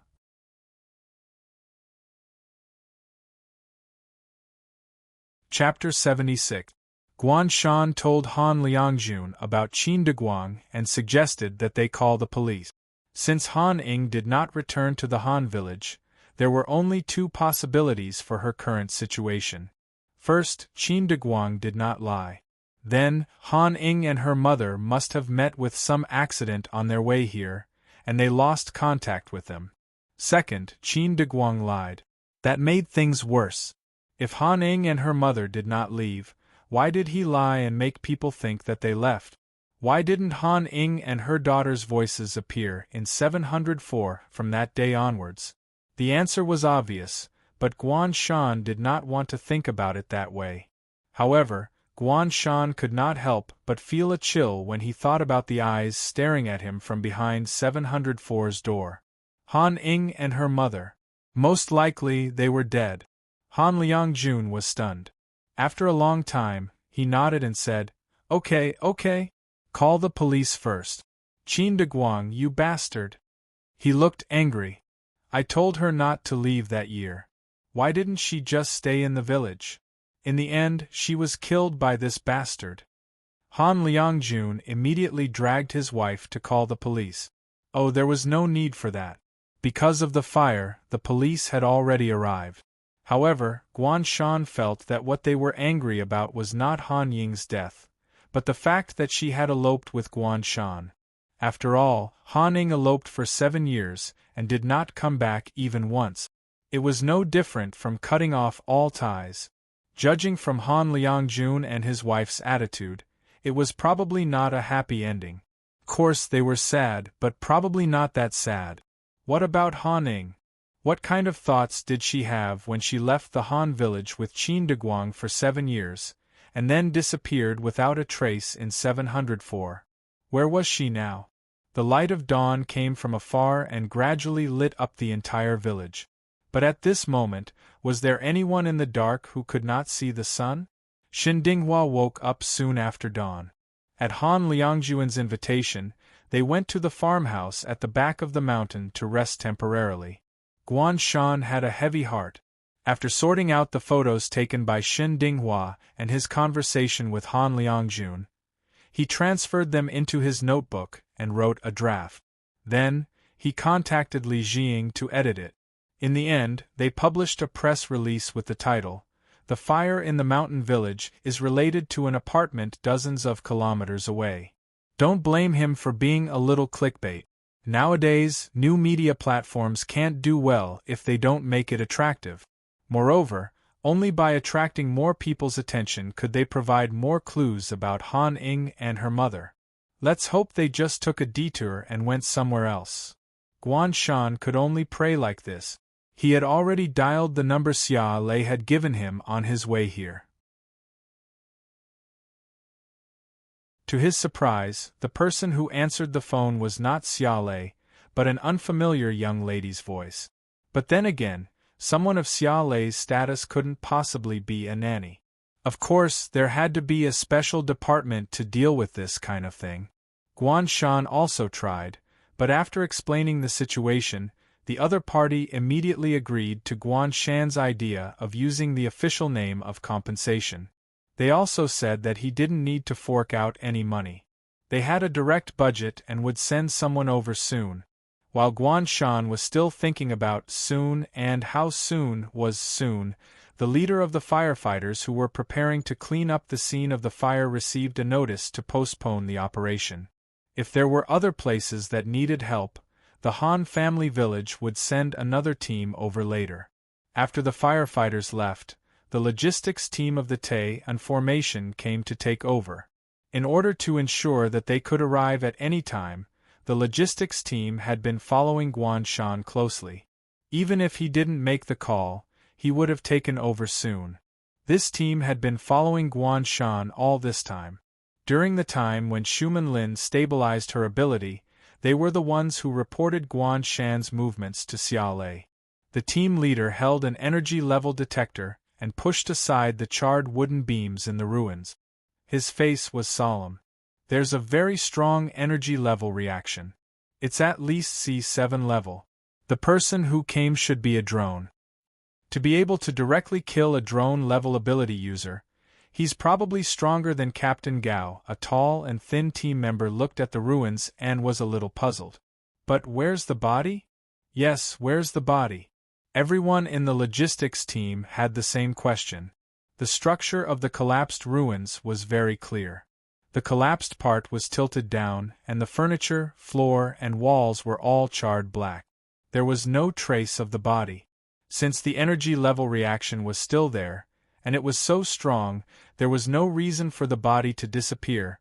The team leader walked into the frame of one of the small rooms and walked around with the energy level detector. From time to time, he would bend down or stick to the wall. His face was getting more and more strange. The team members were also puzzled. "Captain, what's wrong? Did you find any clues?" The team leader took a deep breath and said, I found where the body is." He pointed at the floor. "Team member, underground." The team leader shook his head and pointed at the wall. The team member was stunned. This hit the wall? The team leader's finger circled the whole room and pointed at the charred marks. These are all his. He changed his tool and scraped off a small piece of the thin material that looked like it had been burnt. The harder material quickly broke apart. The team leader felt his scalp go numb. He picked up a small piece and said, "This? I'm afraid it's his skin." There were also some soft and sticky parts. The team leader couldn't help but swallow. This is his body. All the members of the logistics team uncontrollably took half a step back and left the room in horror. They felt their stomachs twitching. When they looked at the room again, they suddenly found that the floor and walls of the whole room were covered with similar charred materials. The team members trembled. They couldn't imagine what it would take to turn a complete person into such a ghastly appearance. It seemed to have disappeared, but it was actually everywhere. After saying goodbye to Han Liangjun, Guan Shan and Xin Dinghua returned to Binjiang. They promised to inform the couple if there was any news. On the way, Guan Shan received a call from the police officer who came to deal with the matter when Tian Bin and the others attacked. Because of Guan Shan's bravery, the police station was very friendly to him and authorized him to continue reporting. Guan Shan was stunned. Zhao Hong and his wife's case has been settled? The real culprit has been caught? Yes. The police officer said. Tian Bin and Lu Ming confessed. The murder tools have been found. In addition, we caught a few other accomplices. This case is completely closed. You can continue reporting. Guan Shan quickly wrote down everything and said, "Thank you, police officer." "You're welcome." Guan Shan hung up the phone. He regretted that the crisis had been resolved. He couldn't live with little Shen anymore. PS1. Thank you to Starry Sky Is Yu Miao and the new king of the world for your tips. Thank you very much. PS2. Knock on the bowl. Chapter 77. After a long journey, Guan Shan finally returned home with Xin Dinghua. Standing at the door, Guan Shan stopped. Xin Dinghua just took a step, turned around, and tilted her head. "What's wrong, Shan?" Guan Shan said with a serious face. "I feel that we can't go on like this." Xin Dinghua blinked. "Then, let's go get the certificate tomorrow?" Guan Shan was speechless. He looked at Xin Dinghua and pretended to be calm. "What certificate?" Xin Dinghua's expression was cunning. "Pet evidence." She pointed to the dragonly in the cage and said, "If you want to raise a cat, you have to go to the police station to fill in an application form and apply for a cat-raising permit. You have to be a law-abiding citizen, Shan. You have to get it." Guan Shan was speechless for a moment and said angrily, "Of course I have to get it." He took 2 steps forward and realized that his train of thought had been interrupted. "No, what I want to say is, since Zhao Hong's case is completely over, you don't have to stay in my house anymore. Besides, if uncle and aunt come back and find out, are we going to separate? Don't say it like it's a divorce cooling-off period. Isn't it? We're not even married. How can there be a divorce? Then let's go get the certificate." "Pet certificate. Marriage certificate," Guan Shan said indifferently. "No, next." He had no doubt that if he hesitated, Shen Dinghua would say that they were getting a marriage certificate between a dragonly and its 7 husbands. Shen Dinghua pretended to be lost and confused. She lowered her head and said pitifully, "Oh, you really don't want to get married?" Although he knew that her acting couldn't be more fake, how could he not respond? Guan Shan couldn't help but say, "I..." Shen Dinghua touched her chin, turned her head and said seriously, "Think about it carefully. Cats don't have a marriage certificate, so there's nothing wrong." Guan Shan was speechless. He was numb. He was numb from losing. Shen Dinghua smiled and pulled Guan Shan, who had a numb look on his face, into the house. She said in a cheerful tone, "Well, sorry to disturb you, Xiaoshan. I'll pack my clothes and go home later." Guan Shan was stunned and thought that she was a little angry. He said in a low voice, "I don't mean to chase you away." Shin Dinghua nodded. "I know." She turned back and winked at Guan Shan. Her fingers slid up his arm and poked his chest. She said with a smile, "I don't have to live in Guan Shan's house, but I have to live in his heart." Guan Shan suspected that little Shin's hand was connected to electricity. Otherwise, why would he feel a little itchy and numb feeling in his heart? He turned his head and said in disdain, "It smells like dirt." Shin Dinghua didn't care about what he said. She only cared about what she saw with her own eyes. She hummed happily and ran to pack her things with satisfaction. Guan Shan put the airbox containing the dragonly on the first floor, gave it some cat food, and went to pack his things. After his afternoon nap, he said goodbye to Shin Dinghua and took the cat to the hospital for an injection. The veterinarian was a chatterbox. He asked casually, "What's your cat's name? Do you have a name for it?" Guan Shan thought about it. Yes, he hadn't named the cat yet. Then he thought about it and said, "Let's call it Ollie. It's simpler. It's easier to raise a cat with a cheap name." So the dragonly was officially renamed Ollie. After the injection, Guan Shan went to get a marriage certificate. It was a little troublesome to get it done, but he called the Tay information and it was quickly solved. Yes, it was convenient. In the afternoon, Guan Shan found a reliable pet shop and told his requirements.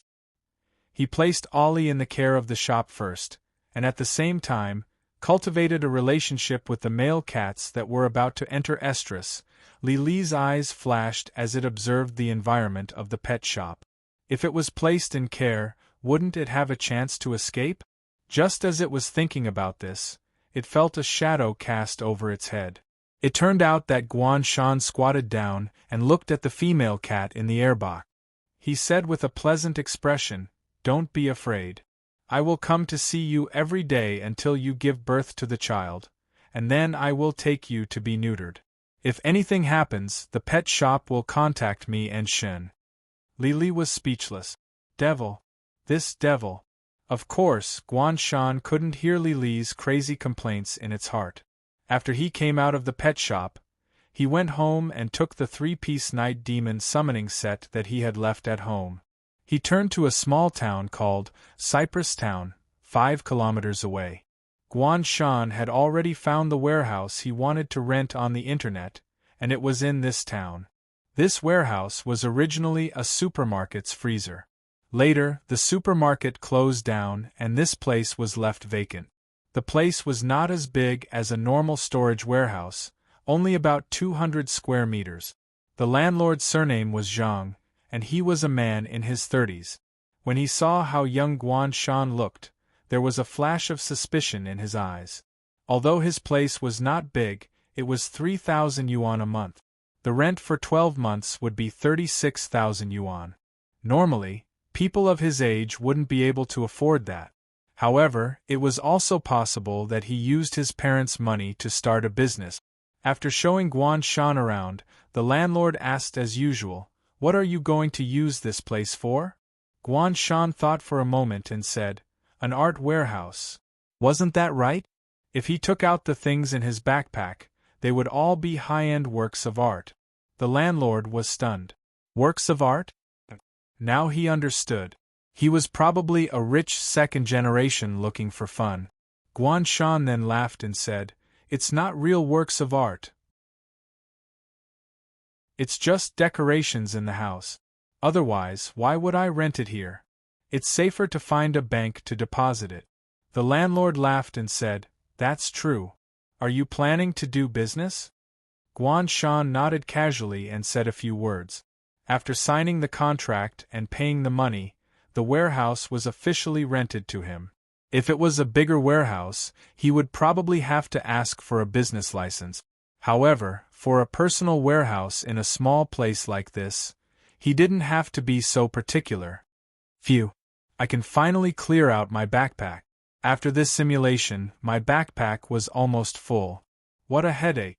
Guan Shan sent the landlord off and looked at the empty warehouse in front of him. He felt that he might need to buy something else to make it look good. Otherwise, it would be too strange. It wasn't that he felt that he couldn't keep things in his house, but for him, these things had a lot of space. It would be very cramped to keep them in his house. He closed the shutter door. He took out the smelter core and placed it on the ground in front of him. The core was a glowing ball the size of a basketball. It looked like it was made of magma. It kept emitting light and heat. It was even rolling. It was like a small sun. It floated in midair, and there was a picture of a group of blacksmiths forging around a smelter. Although the blacksmiths who were holding the tongs and hammers were skeletons with ghostly fire in their eyes. They were as tall as a normal person. Not only were they forging, but they were also discussing and checking the quality of the steel. They looked very lively. However, Guan Shan wouldn't be able to touch them. Guan Shan threw the netherworld 100 forged steel into the smelter and it immediately landed in the hands of the blacksmith. They immediately danced and cheered as if they had seen a rare treasure. The flames in their eyes burned brightly, and they began to smith. A new notification popped up from the simulator. Forging begins. Material: a netherworld 100 forged steel *1 predicted direction, sword demon. Countdown to completion: 71, 59, 59-inch, PS1. Thank you to Yunjan, Heartless, Gentle Shot and Junan for your tips. Especially thank you to Sugar for her 40,000 tip. It's been hard on you as the COO of this book. Thank you very much. Oh Omega, PS2, Pa. Put a bowl here and continue to write.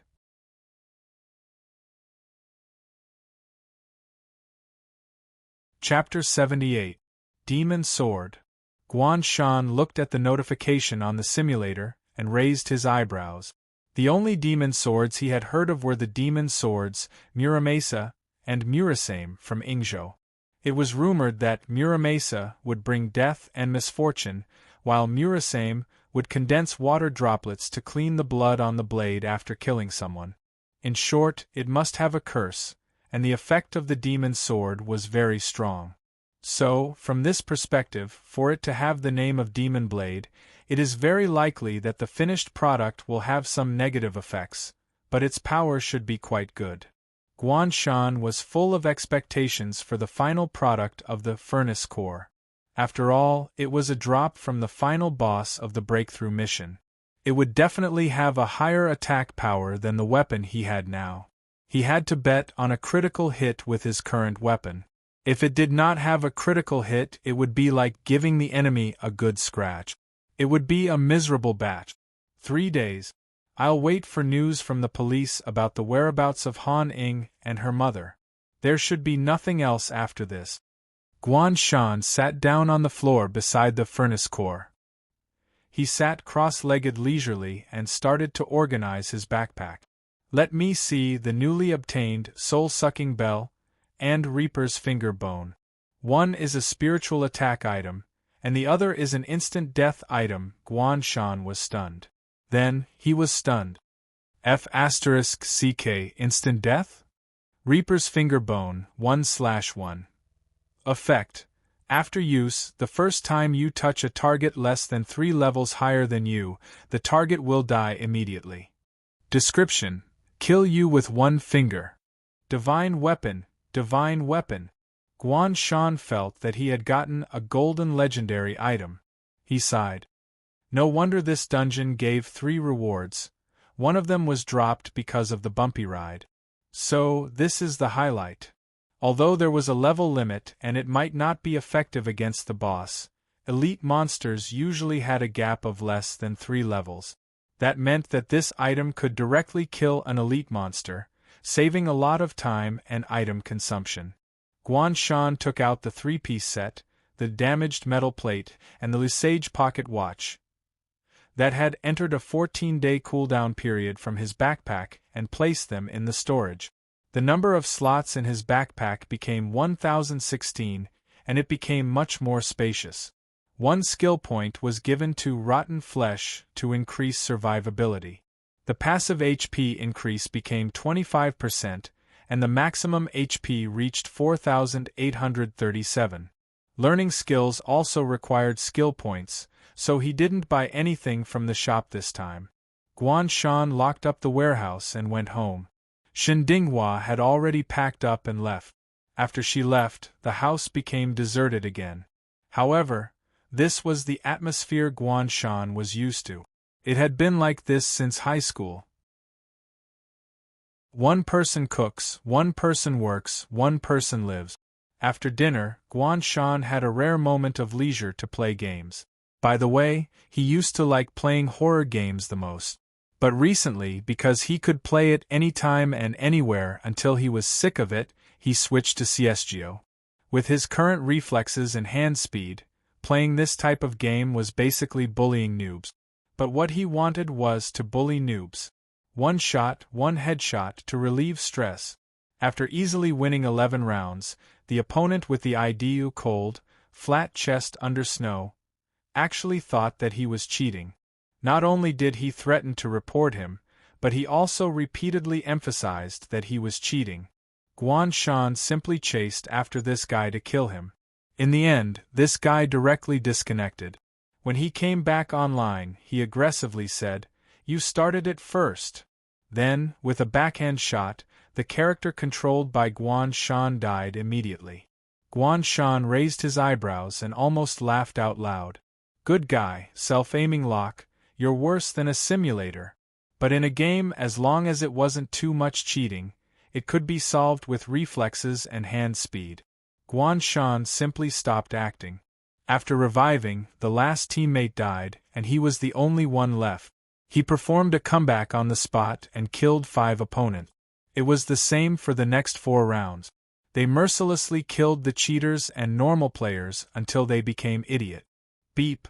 No matter what the opponent's attitude was, Guan Shan felt good anyway. To his heart's content. Guan Shan took off his headphones, stretched, and sighed. Sigh, if only the simulator could make me feel this good. Unfortunately, this was impossible. Everything had a price. He abused the players in the game, and the monsters in the simulator abused him.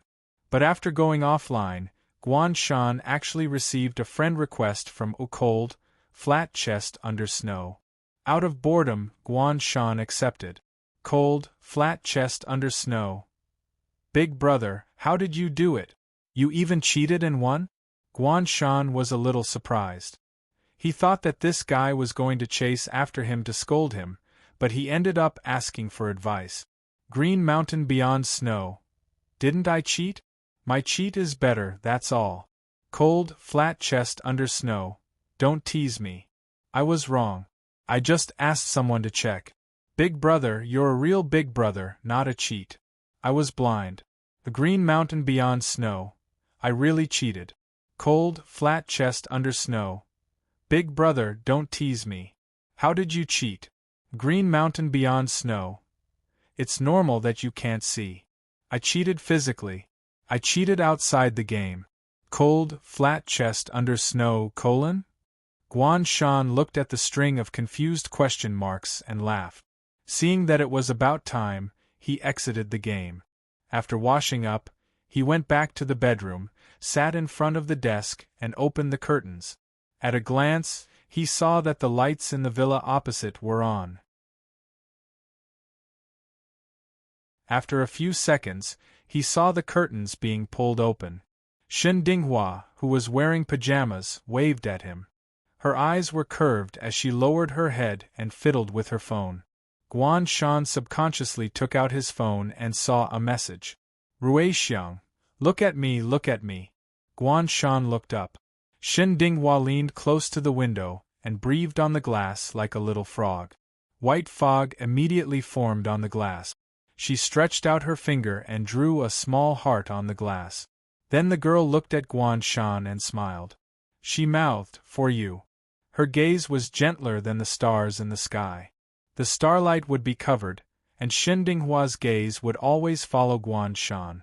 Guan Shan thought that under the gaze of this gaze, even if he was alone, he would never feel lonely. The next day, Guan Shan woke up early and decided to go to the news agency to finish the content of the fire protection section. The fire protection day was on November 9th, and it was already October 23rd. Although it was not very urgent, it was good to finish it early. Now that 2 of the 3 extra tasks had been completed, Guan Shan had a lot of time to solve the medical dispute. It was not a problem. However, after returning to the news agency 2 days later, Guan Shan found that something was wrong with his colleague. First, there was an inexplicable sense of awe in their eyes. Second, they started to call him Brother Guan when they met, and finally, Lu Rui, who was sitting in front of him, handed him a cup of tea and said, "Brother Guan, please have some tea." Guan Shan's mouth twitched. "You ran into a wall when you went out?" Lu Rui chuckled and said, "I hit the wall. Your eyes are as sharp as torches." Guan Shan thought for a while and guessed, "The news that the president wants me to be the deputy director has spread?" Lu Rui's eyes widened. "The president wants you to be the deputy director? PS1. Thank you for Dongfang Wufei's tip. PS2. Don't worry. There's really no difference in the workplace. It's just a passing mention. A new instance will be opened soon. Pat's chest. PS3 bowl stairs.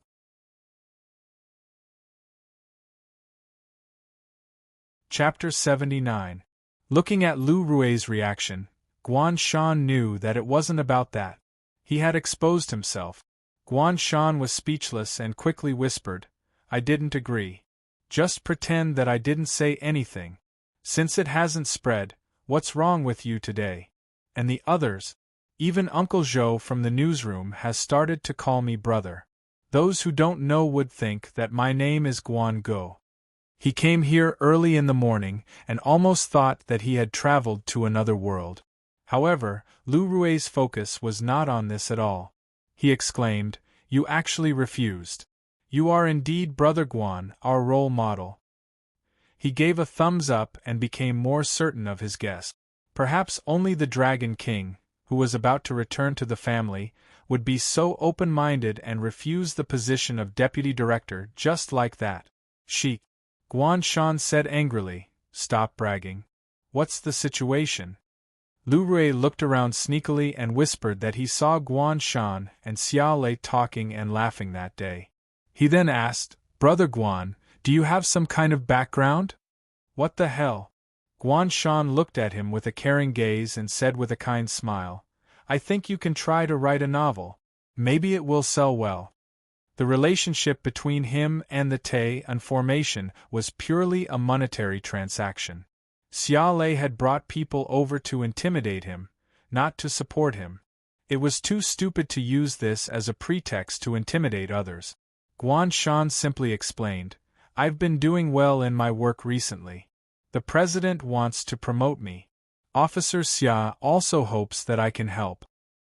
Hearing this, Lu Rui asked curiously, "Yes, you haven't been to the news agency recently. Did the president give you other tasks?" After saying this, he quickly shook his head and waved his hands desperately as if he was afraid of being killed. "No, no, no. If it's not convenient for you to tell me, don't tell me. I'm just asking." Guan Shan was amused by his exaggerated attitude and said truthfully, "I'm in charge of the official Weibo account now. The interviews and copywriting for the 2 recent news articles were all done by me. I'm the real deal." He thought to himself, "You should stop now, right?" Lu Rui's eyes widened even more. He opened his mouth and then whispered, "F***CK, the nameless reporter who solved the headless case of Zhao Hong and his wife was you." He instantly thought of many things. Batman? Spider-Man? Hiss. During the day, he appeared to be an ordinary newspaper reporter, but in reality, he was Dragon King, who was in charge of a large family.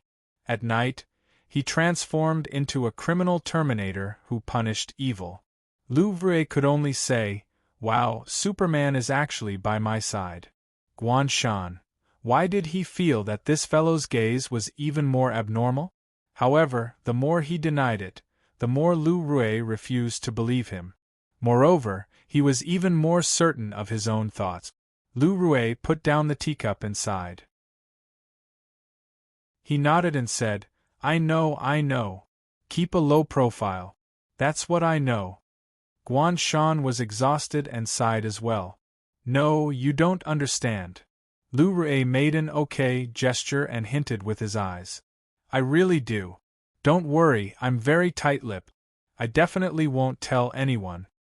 If it could evaporate the seawater in your mouth, it would indeed be very salty. Guan Shan silently mocked him. He simply waved his hand and gave up talking. Lu Rue seemed to have understood something. He turned around and pretended to be serious about his work. But Guan Shan took a look and saw that this guy was clearly chatting. Forget it. It's already in the past anyway. If he knows, so be it.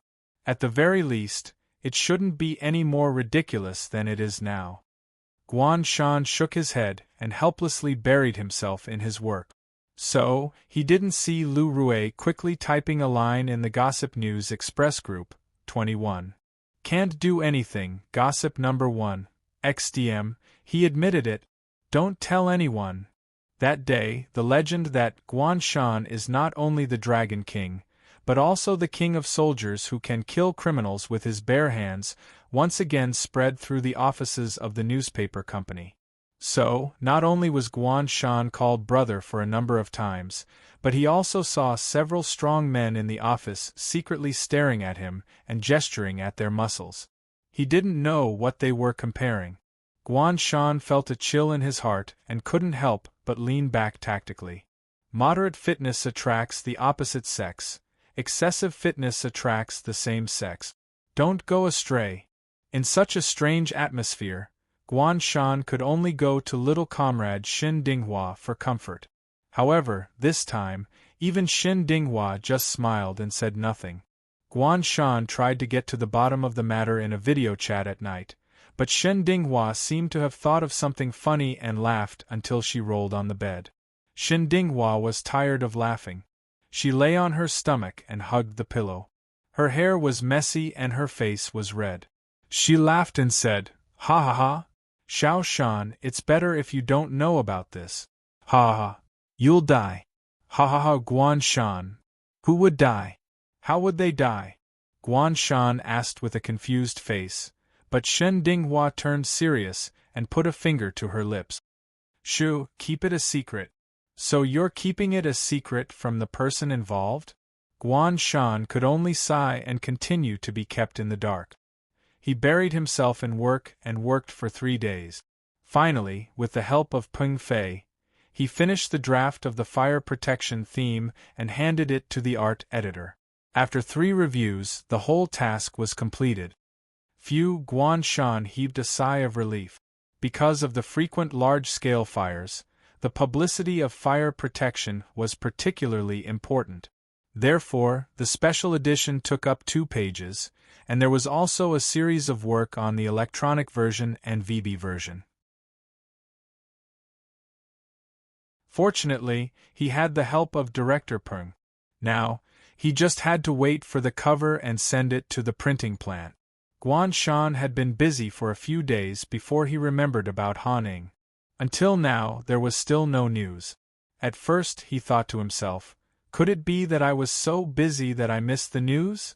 If there was any news from the police, the media should be the first to know. Therefore, Guan Shan opened the manuscript library of his newspaper for the past few days. However, he only saw 2 relevant articles. After receiving the report from the person involved, the police in the JN district immediately organized a search. The whereabouts of Han Ing and her mother are still unknown. Guan Shan stared at the screen and continued to read. The informant claimed that the suspect lived in an apartment in the BJ district. However, the police said that cross-district enforcement requires the cooperation of the police in both districts. The suspect refused to cooperate and the informant did not provide enough evidence. Further investigation is needed. These 2 news articles were on the 22nd and 24th, and then there was no more news. Guan Shan frowned. The investigation had been going on for 3 days. Was there no progress at all? Anyone with a discerning eye could see that Qin Deguang was very suspicious and refused to cooperate. Why didn't they just break down the door? Guan Shan suddenly had an ominous thought. This excuse seemed to be stalling for time. He did not know why they were stalling for time, but he knew that something was wrong. He looked at the haggard faces of Han Liangjun and his wife in the manuscript library. Guan Shan felt that he had to go to the apartment again to take a look. PS1. Thank you, 20180212201235655, for the tips that I can't use. PS2. I heard that if you put a bowl here, the recommendation and monthly votes will increase.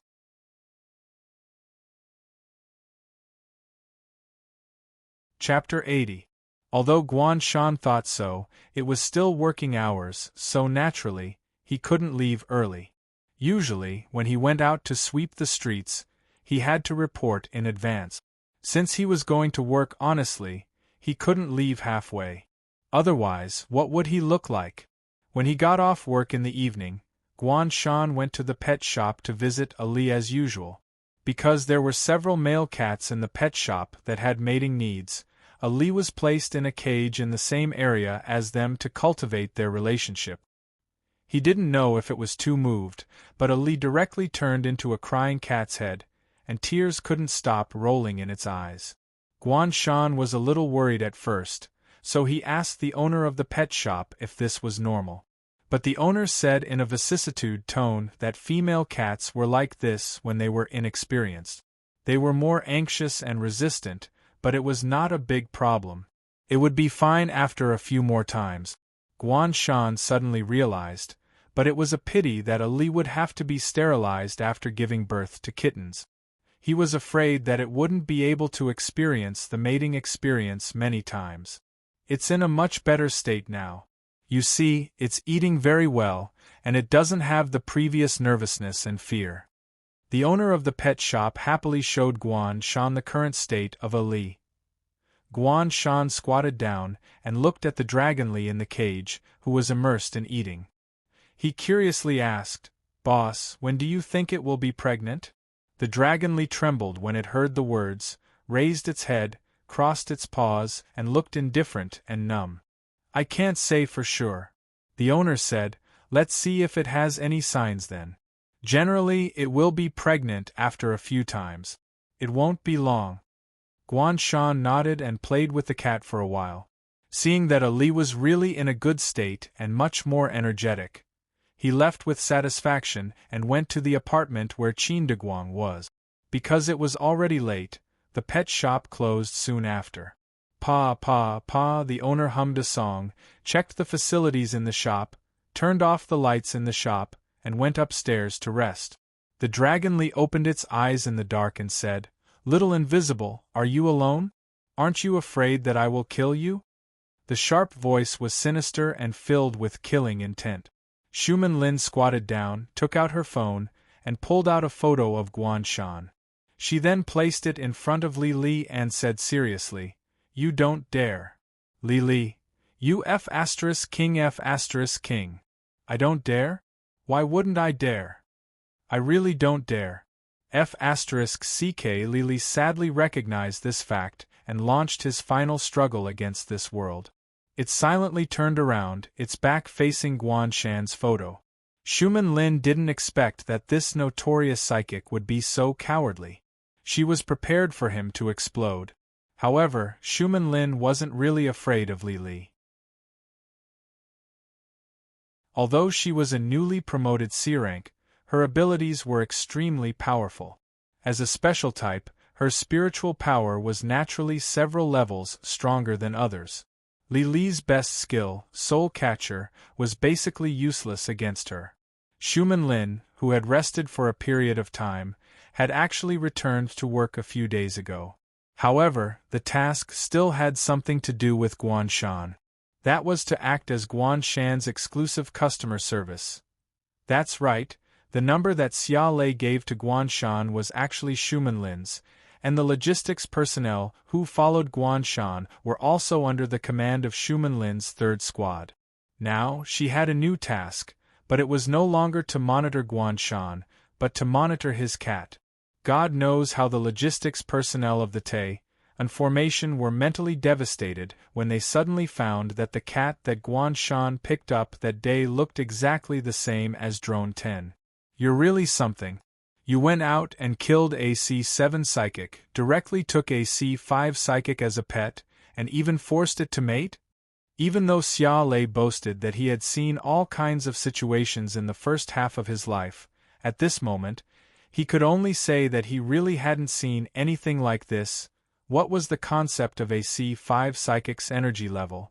Excluding other factors, it was the same level as Gao Ye's. The C7 Grim Reaper's scythe was even more ridiculous. To deal with this guy, even Xia Lei had to be careful, or else only death would await them if they ran into him. Then, this person met Guan Shan on a narrow path and filled up the entire house.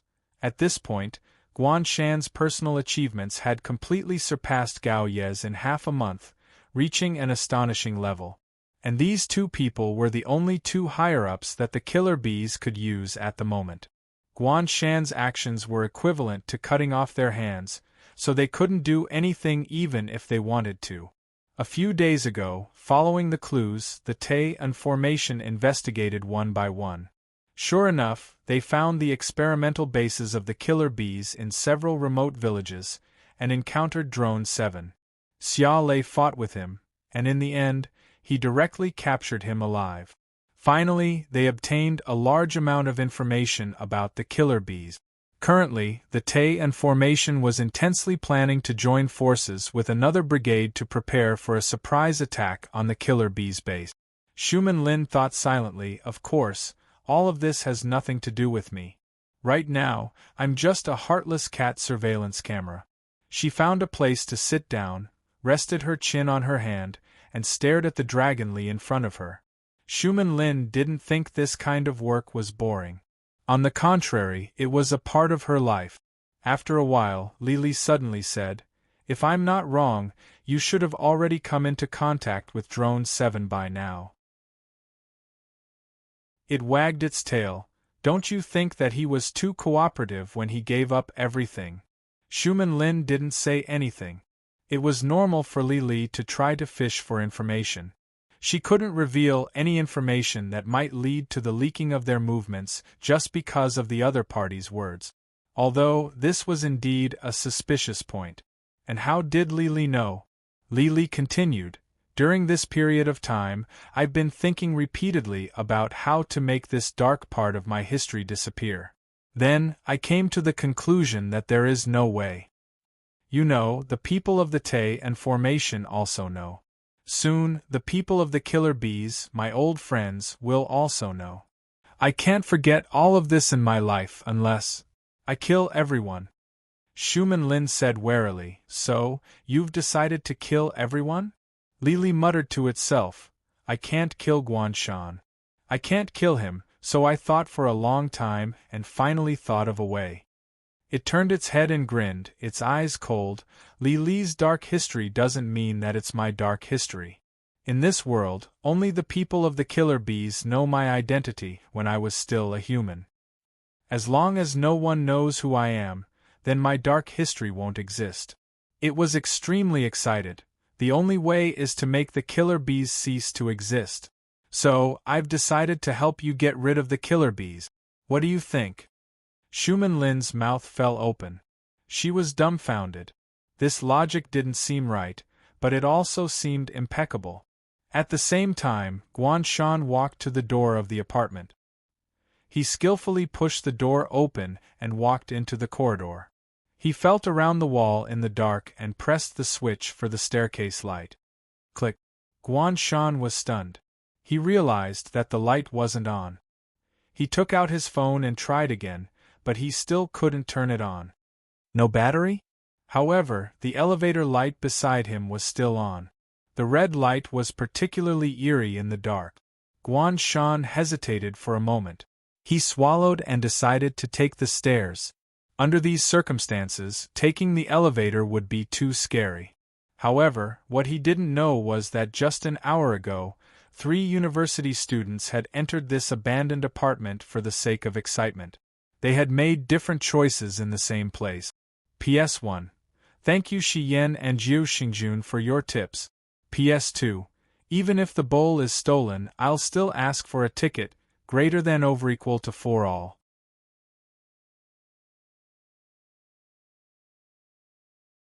Chapter 81. An hour earlier, Yu Hong, a student from Hangzhou University, brought 2 of his roommates to the apartment that was about to be demolished. They only had one purpose, to have fun and test their courage. The 3 of them raised their heads and looked at the apartment that was more than 10 stories high. Most of the metal anti-theft windows on the outer wall were rusted, and some unknown parts were creaking. The rust that had been washed away by the rain looked like dried blood on the tiles. The apartment had long been emptied, but there were still some clothes hanging on the balcony. The floating shadows formed strange shape. Yu Hong couldn't help but shiver in the night wind. This place is really creepy. It's even scarier than the photos on the internet. If you're scared, just say it. Zhao Keiji patted him on the shoulder and laughed. I'll definitely laugh first. Fang Fei complained, you've already laughed.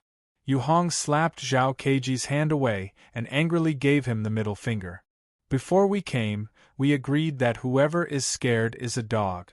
If you guys are scared shitless by this empty apartment, I'll record it and post it on the internet. As he spoke, he took out his portable camera and strode in. Zhao Keiji and Fang Fei quickly followed and shouted, then we'll record it too. Don't back down if you have the guts.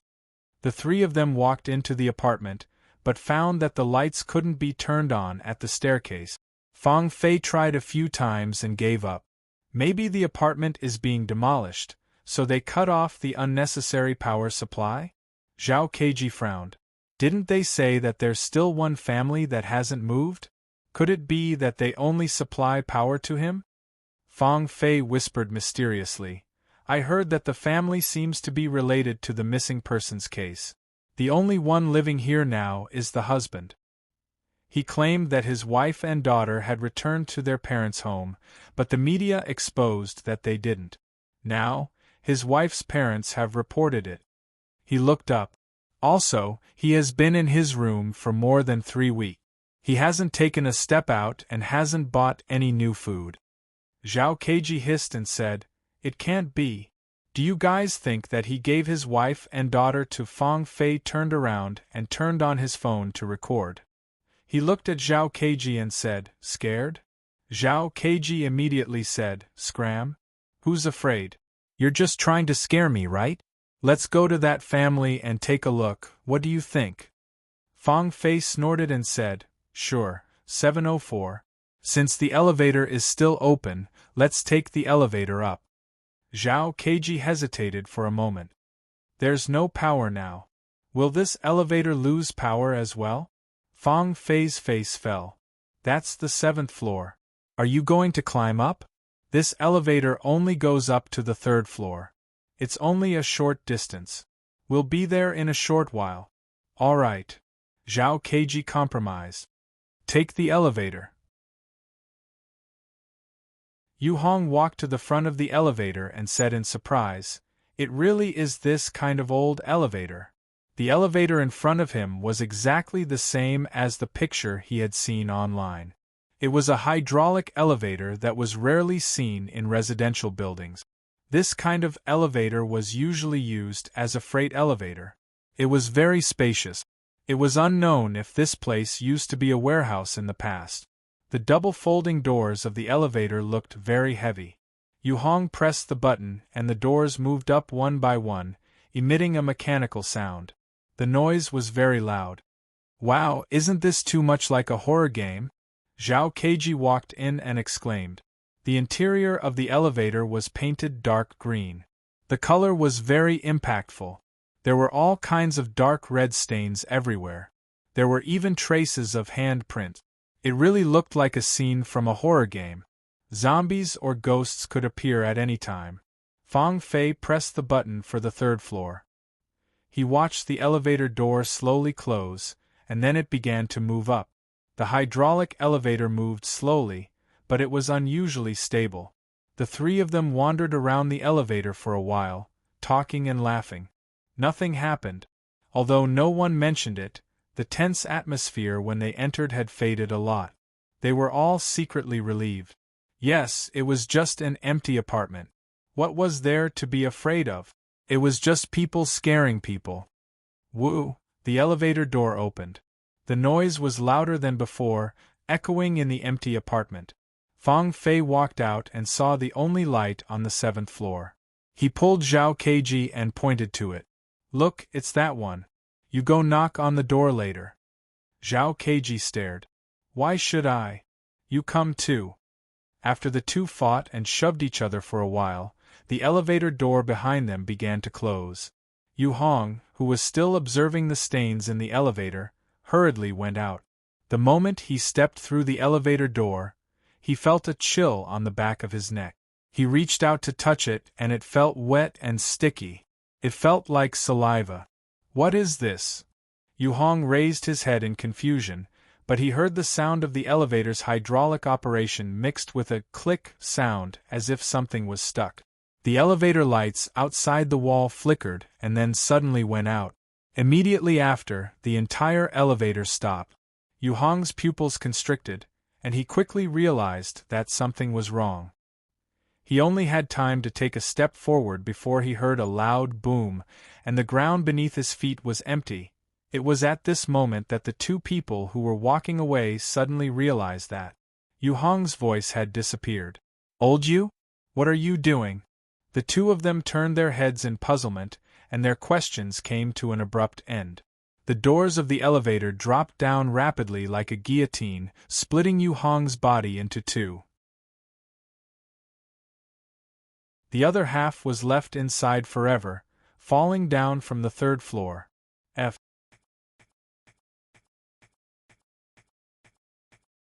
The two trembled as they took 2 steps back. Then, they screamed and ran toward the stairs. However, they didn't realize that in the distance, the tightly shut door of room 704 had already opened. There was a moving eyeball in the peephole on the door, but there was no one behind the door. Above Yu Hong's head, droplets of sticky liquid dripped down from the darkness above, but there were no traces of water on the wall. The sound of the elevator running gradually turned into the sound of heavy breathing, like the sound of wind that filled the entire apartment. It was as if the entire apartment was breathing. This was not an empty apartment. This was a cannibalistic apartment. Tap, tap, tap. Guan Shan walked up the stairs of the apartment, and the flashlight on his phone shone in front of him. Only a small area in front of him was covered by a blurry circle of light, and the rest was all darkness. All he could hear was his own footsteps and breathing. Under such circumstances, it was easy to start imagining things. For example, the echoes of footsteps sounded like someone was following behind him. Something seemed to flash past in the darkness. Occasionally, a gust of wind blew past. Could it be someone breathing behind his neck? This uninhabited apartment was empty during the day, but at night it seemed to be very crowded. There were people everywhere. Especially the elevator, it always made him think of some very bad things. It wasn't that Guan Shan was a coward. He wanted to take the elevator, but part of the reason this apartment was being demolished was because it had been in disrepair for a long time. Many of the facilities were very old, and it was easy for them to break down. Okay, actually, I'm just scared. Guan Shan had always been brave enough to admit that he was a coward. But now, it seems that taking the stairs is just as scary, and it seems that the terror has been prolonged. Guan Shan wanted to cry, but no tears came out. This staircase seemed to be endless, floor after floor, and he was always afraid that he would see something dark around the corner. However, this was not a ghost going around a wall, because in a panic situation, repeating the same path could easily give people this illusion. Guan Shan looked up and saw the 6th floor sign. He breathed a sigh of relief. almost there, just one more floor and I'll be there." Then he walked up another floor and looked up. Thank God, he finally reached the 6th floor. Guan Shan. F***ck. Scene scanning completed. F***ck? PS1. Thank you Millennium Chinchilla, Gspsej for your tips. PS2. Here? Tickets? Head popping up.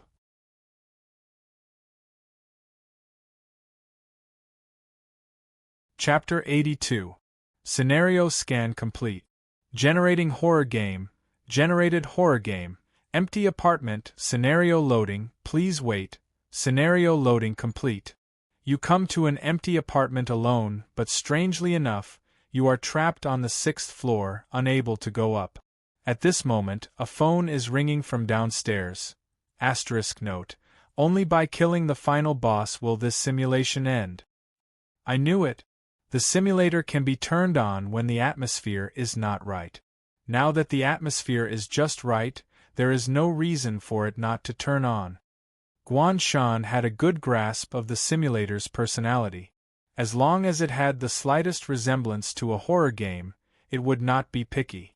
However, after so many trials, Guan Shan had been through hundreds of battles. He would not be scared out of his wits by these little tricks anymore. Isn't it just a ghost going around a wall? Ha, there isn't even a monster, what is there to be afraid of? Guan Shan laughed coldly and took out his nuclear flashlight. Then, he carefully walked to the balcony of the 6th floor. He looked left and right and realized that there really was no monster. There was silence in the darkness, and there was no monster that suddenly appeared to chase after him. Guan Shan sighed in relief and then sighed. What is this? It's just a bluff. Pick up your phone's body, it's straining together through.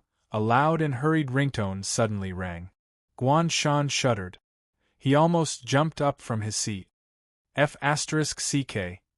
He calmed down and remembered that this was the scenario given by the simulator. This is the hint, right? It wants me to go down? Guan Shan turned around and saw that there was nothing wrong with the staircase below. He listened carefully to the direction of the ringtone and realized that it was not directly below. It sounded quite far away, perhaps even inside one of the rooms. It's the minion version of the iPhone's ringtone. How naughty. If I can find that ringtone, I should be able to find the monster. Guan Shan walked down one floor and shone his flashlight. He saw that the floor sign above him was still the 6th floor. It looked like he was really trapped on the 6th floor. The ringtone kept ringing and stopped after about 40 seconds. After a while, it started ringing again. Guan Shan followed the voice and found the public toilet on the 6th floor. This old apartment was equipped with a public toilet on each floor. He wondered if it was for emergencies. Creak! Guan Shan pushed open the half-closed toilet door, and a strange smell suddenly hit his face. He couldn't help but cover his nose. Although it was only for a moment, he could smell that there was not only the smell of the toilet, but also an extremely strong smell of blood. Guan Shan's flashlight shone on the ground, which was covered in messy bloodstains.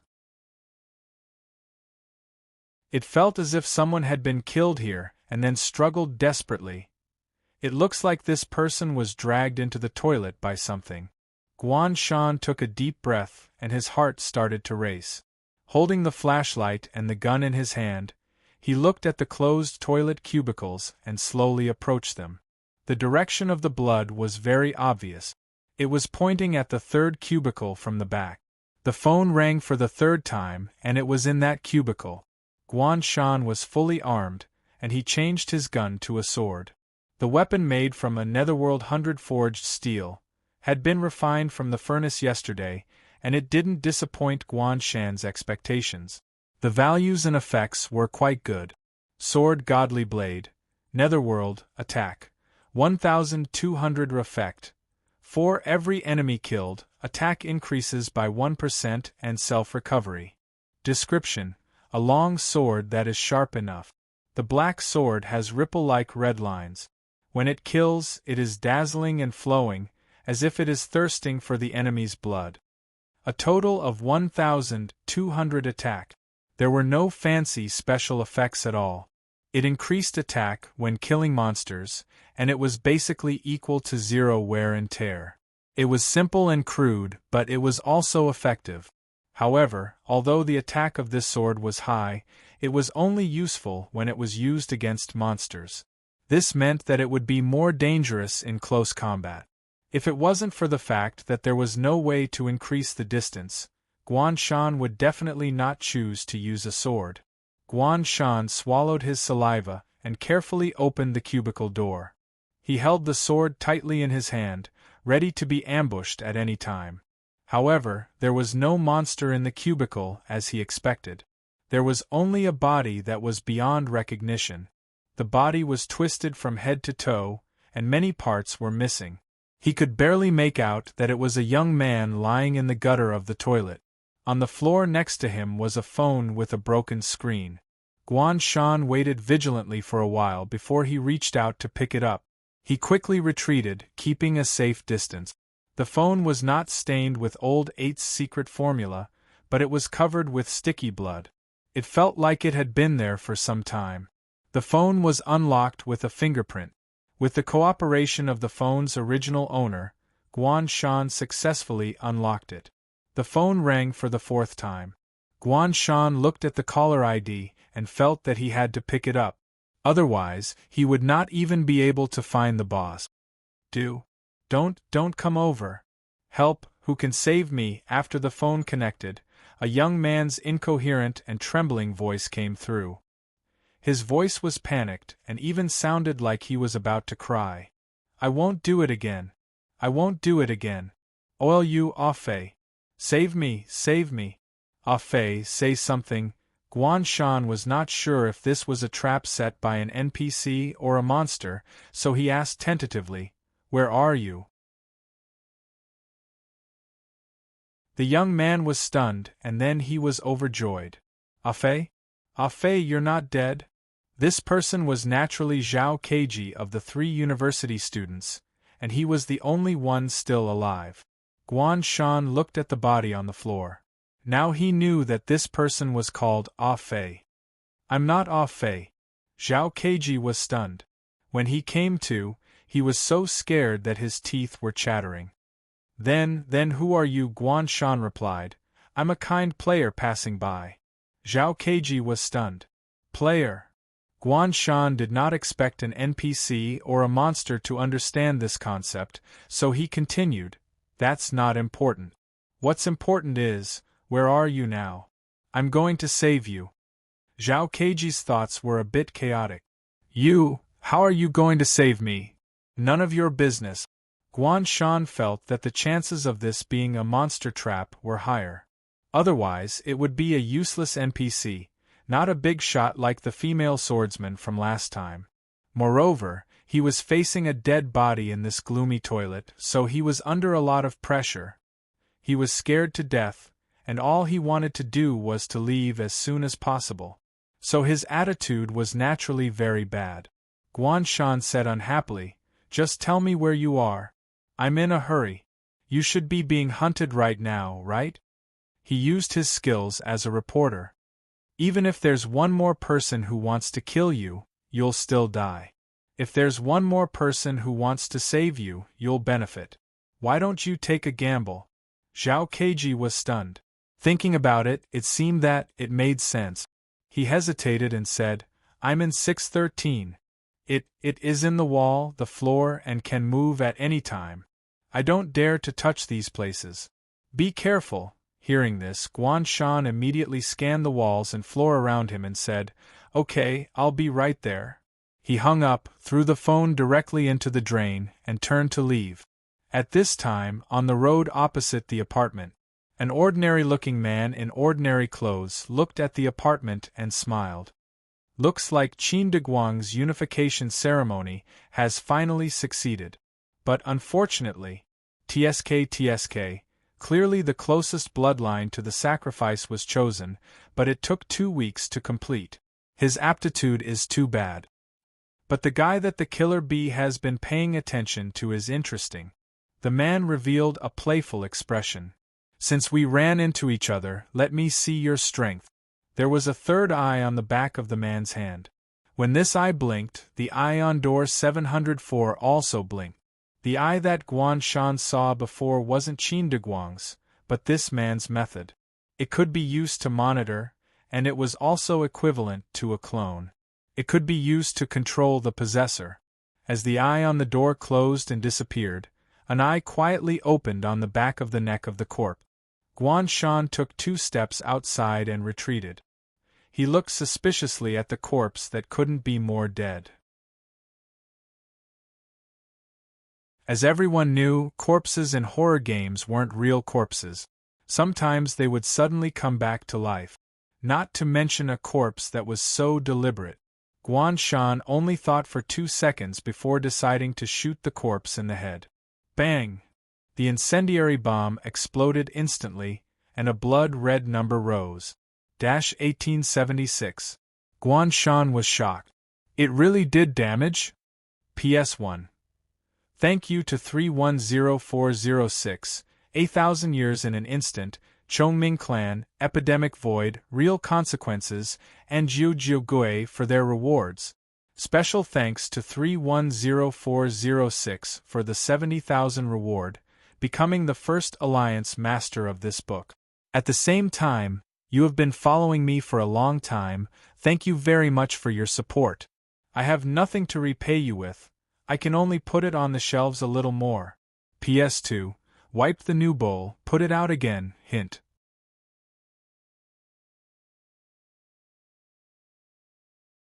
Chapter 83. Bang! At the same time that Guan Shan blew up the head of the corpse on the ground, on the road outside the apartment, the eyeball on the back of the man's hand also exploded in an instant. This eyeball was not simply a decoration on the back of the hand. Its nerves and cords were like tree roots, deeply embedded into the man's arm, connecting the entire arm and using his blood as nourishment. Now that the eyeball had exploded, the man's arm was directly torn apart. Thick blood sprayed out, corroding small holes in the ground. Ugh! The man's face turned white as he groaned, gritting his teeth. His expression was ugly, and he said in disbelief, "How is this possible? How did he find out?" His method was absolutely impossible for a normal person to discover, because a normal person, who would suddenly turn back and fire a shot at a corpse that could not be more dead. Was this not AF** King Psycho? Even if he had discovered it, it would not have been like this. He had just opened his eyes and was directly shot, without even having the chance to retract his shot. Unless the other party had already known in advance that he would do this. However, the contradiction was that before this, he had already met Guan Shan at the door of Qin Diguang's house. At that time, Guan Shan did not have any reaction at all. No, you can't say it like that. It should be said that he was even frightened, but definitely had the same reaction as a normal person. Could it be he was faking it at that time? The man found a place to hide and watched his split-open wound slowly heal. After calming down, he thought of this possibility and laughed instead of being angry. Good. To be able to single-handedly force the killer bees, which had been hiding for so many years without being exterminated, into a passive situation, he is indeed not an ordinary person. He actually started to set up a trap so early on to make me relax. In reality, he should have the ability to detect this type of item, or extremely strong spiritual power, so he could rely on intuition to discover me. Strength, patience, and King acting skills. It seems that those killer bees did not die in vain. Although he felt that he had been played, this made him more interested in Guan Shan. The man took out a notebook from his pocket. He opened a separate page and added a name. No wonder Killer Bee wanted to use him for experiment. Who wouldn't like such a good specimen? Although losing a god's eye was a little painful, as long as he handed over the information on Guan Shan, he believed that the higher-ups would definitely reward him. God's eye wasn't his own ability. It was an animate item. Special items that relied on certain supernatural creatures and phenomena, and relied on various methods to create them, had different effects. These items were usually priceless and could only be traded privately through various channels. For example, the telepathic headphones that the Tay-an formation was equipped with were actually spiritual items. Fortunately, I have a backup, the man calculated in his heart. Not bad.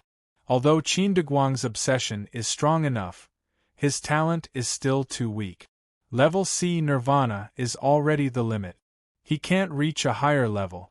It's still a bit lacking to use him as a result of enlightenment. He originally thought that under his guidance, Qin Deguang, who had merged with an entire apartment, could reach level B in one fell swoop. Unfortunately, the gap between level C and level B was not so easy to cross. However, as long as I can take down Guanshan, what are the others? The man gradually revealed a fanatical smile of understanding. He drew a circle in front of his chest. So that's how it is. Since he came here today, he is destined to become a part of my Lord. This is his destiny, and also my destiny as the Enlightenment.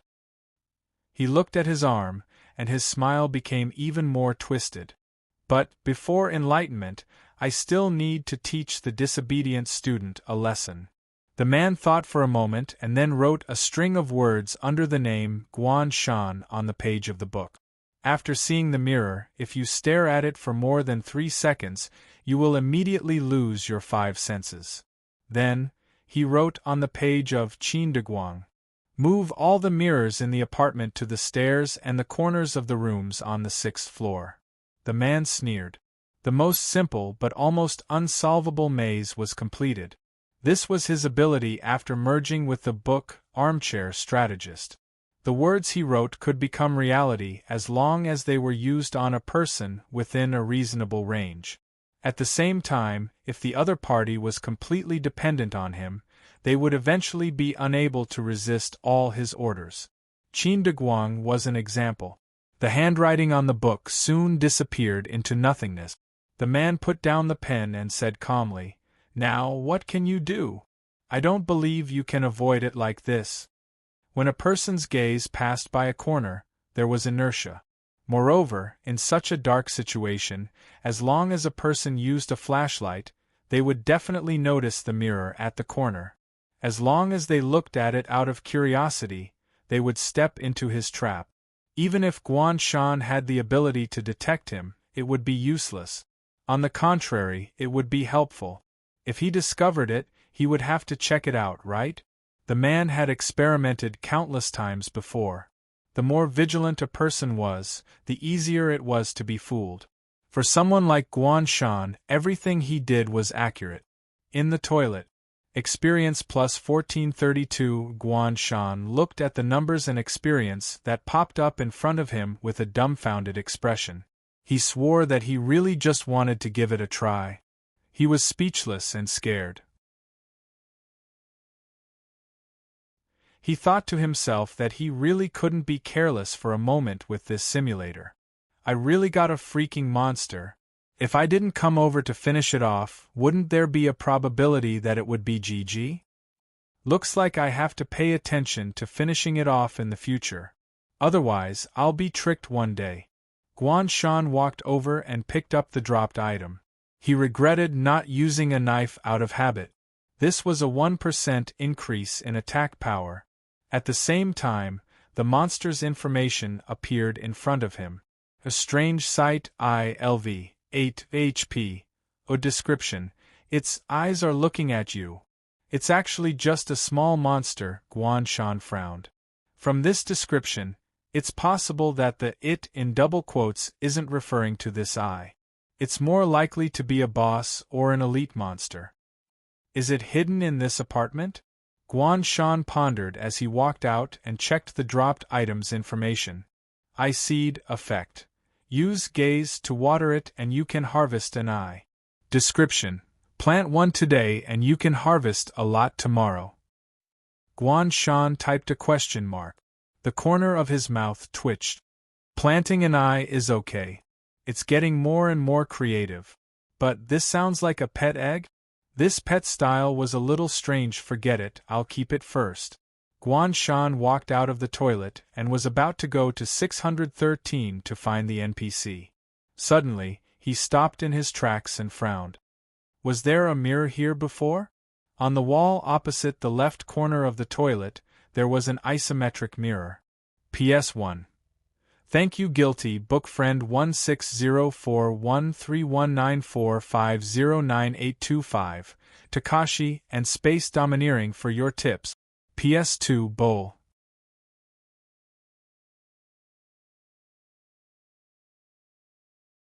Chapter 84. Mirror?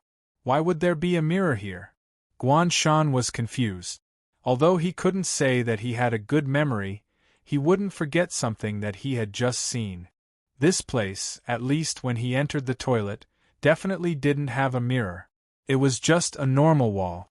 It didn't make sense for there to be a mirror in this place. Is the simulator acting up again? Guan Shan's first thought was that this anomaly was a sign that something strange was about to happen. He subconsciously stepped back and stared at the mirror, afraid that a monster would suddenly appear. However, when Guan Shan was still thinking about whether he should use his knife to fight the mirror, he saw a woman standing behind him in the mirror. It was a very blurry figure. He could only see her pale limbs and long black hair. Her skin was swollen and she was half a head taller than Guan Shan. In this incomparably dim corridor, it felt like it was almost as high as the ceiling. Half of her body was hidden in the darkness. He could see that one of her hands was holding a much smaller hand. She bent down, lowered her head, and turned her neck toward Guan Shan's side profile. When her hair fell and half of her face was exposed, he could see that her mouth was a black hole without any teeth. F***CK. Guan Shan's heart skipped a beat. His heart almost stopped beating. He could even feel a gloomy aura coming from the side of his head. It was as if someone had opened their mouth and breathed. He quickly turned around to look. However, there was only an empty corridor and balcony. The flashlight's light shone on the ground covered with blood and the toilet door that he had just walked out of. Where was the woman? However, because of this, it was even scarier. Guan Shan couldn't help but gulp. He suddenly became nervous. He even felt that his mouth was dry and his whole body was numb. His hand that was holding the weapon trembled slightly.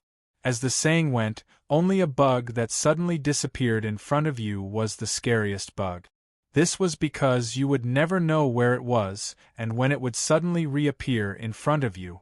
The existence that seemed to be a ghost was even more terrifying. Guan Shan froze on the spot. When he thought of the mirror behind him, he felt that if he turned around, the ghost would definitely give him face and turn around to kill him. It was a great test of a person's mental fortitude to face such a terrifying event despite knowing that it was bound to happen. At this time, Guan Shan remembered what Mr. Lu Sun said. A true warrior would dare to face the bloody truth.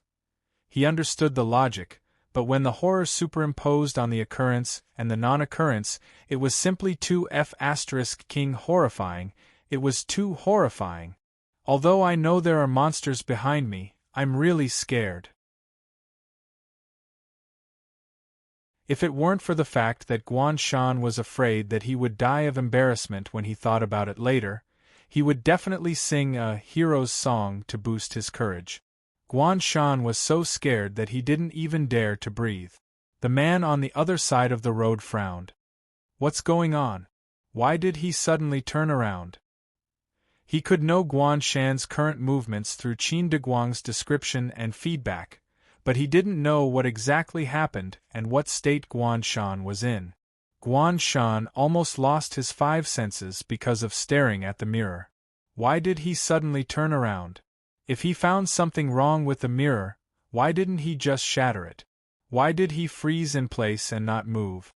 From Qin Deguang's description, he seems to have seen something in the mirror, so he turned around to confirm it? The man shook his head. This isn't a horror movie. Other than him, there are only a few university students in the apartment. That being said, Guan Shan, as a psychic, must have a reason for suddenly doing this. Wait, could it be that Qin Deguang is acting on his own initiative and doing something unnecessary? The man narrowed his eyes. Qin Deguang's mental state after returning to one was definitely not good. Although he didn't show it under normal circumstances, it wouldn't be strange for him to suddenly do something. After thinking about it, out of worry, the man took out a backup God's Eye in the end. This time, he learned his lesson. The man wrote on the page of Guan Shan, "Can't find where the God's Eye is." On the ceiling, an eye suddenly opened and turned to look in Guan Shan's direction. But we can't go on like this. Now that things have come to this, there's only one way. Guan Shan took a deep breath and raised the gun with his right hand at lightning speed. He turned sideways from his left armpit and waist. He fired dozens of shots behind him. Bang, bang, bang, bang, bang, bang, bang. The sound of the mirror shattering and falling to the ground was extremely crisp. However, Guan Shan didn't relax at all. He continued to shoot blindly and fired about 20 shots. Because he didn't see any experience points, it meant that the monster wasn't dead at all. He had to finish it off. There was almost no gap between these 20 bullets. Because of the unlimited magazine, the magazine would neither overheat nor jam.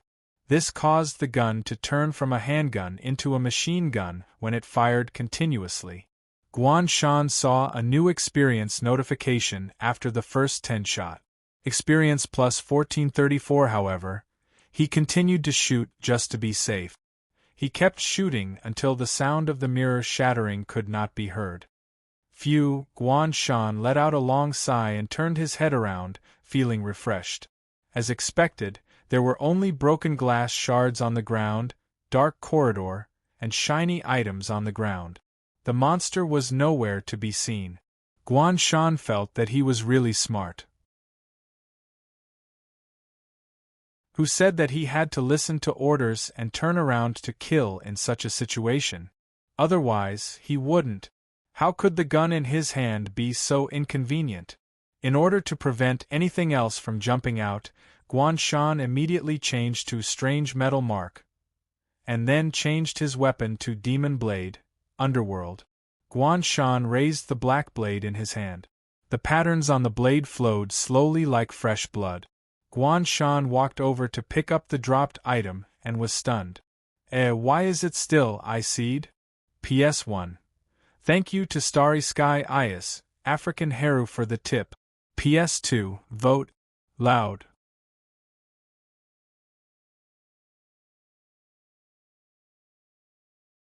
Chapter 85.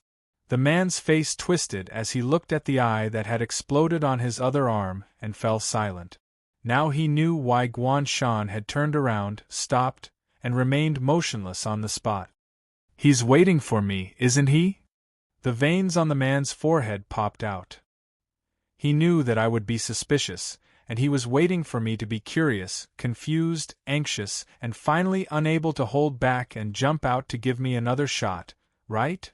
The first time could be said to be premeditated and unprepared, but the second time must be a spur of the moment.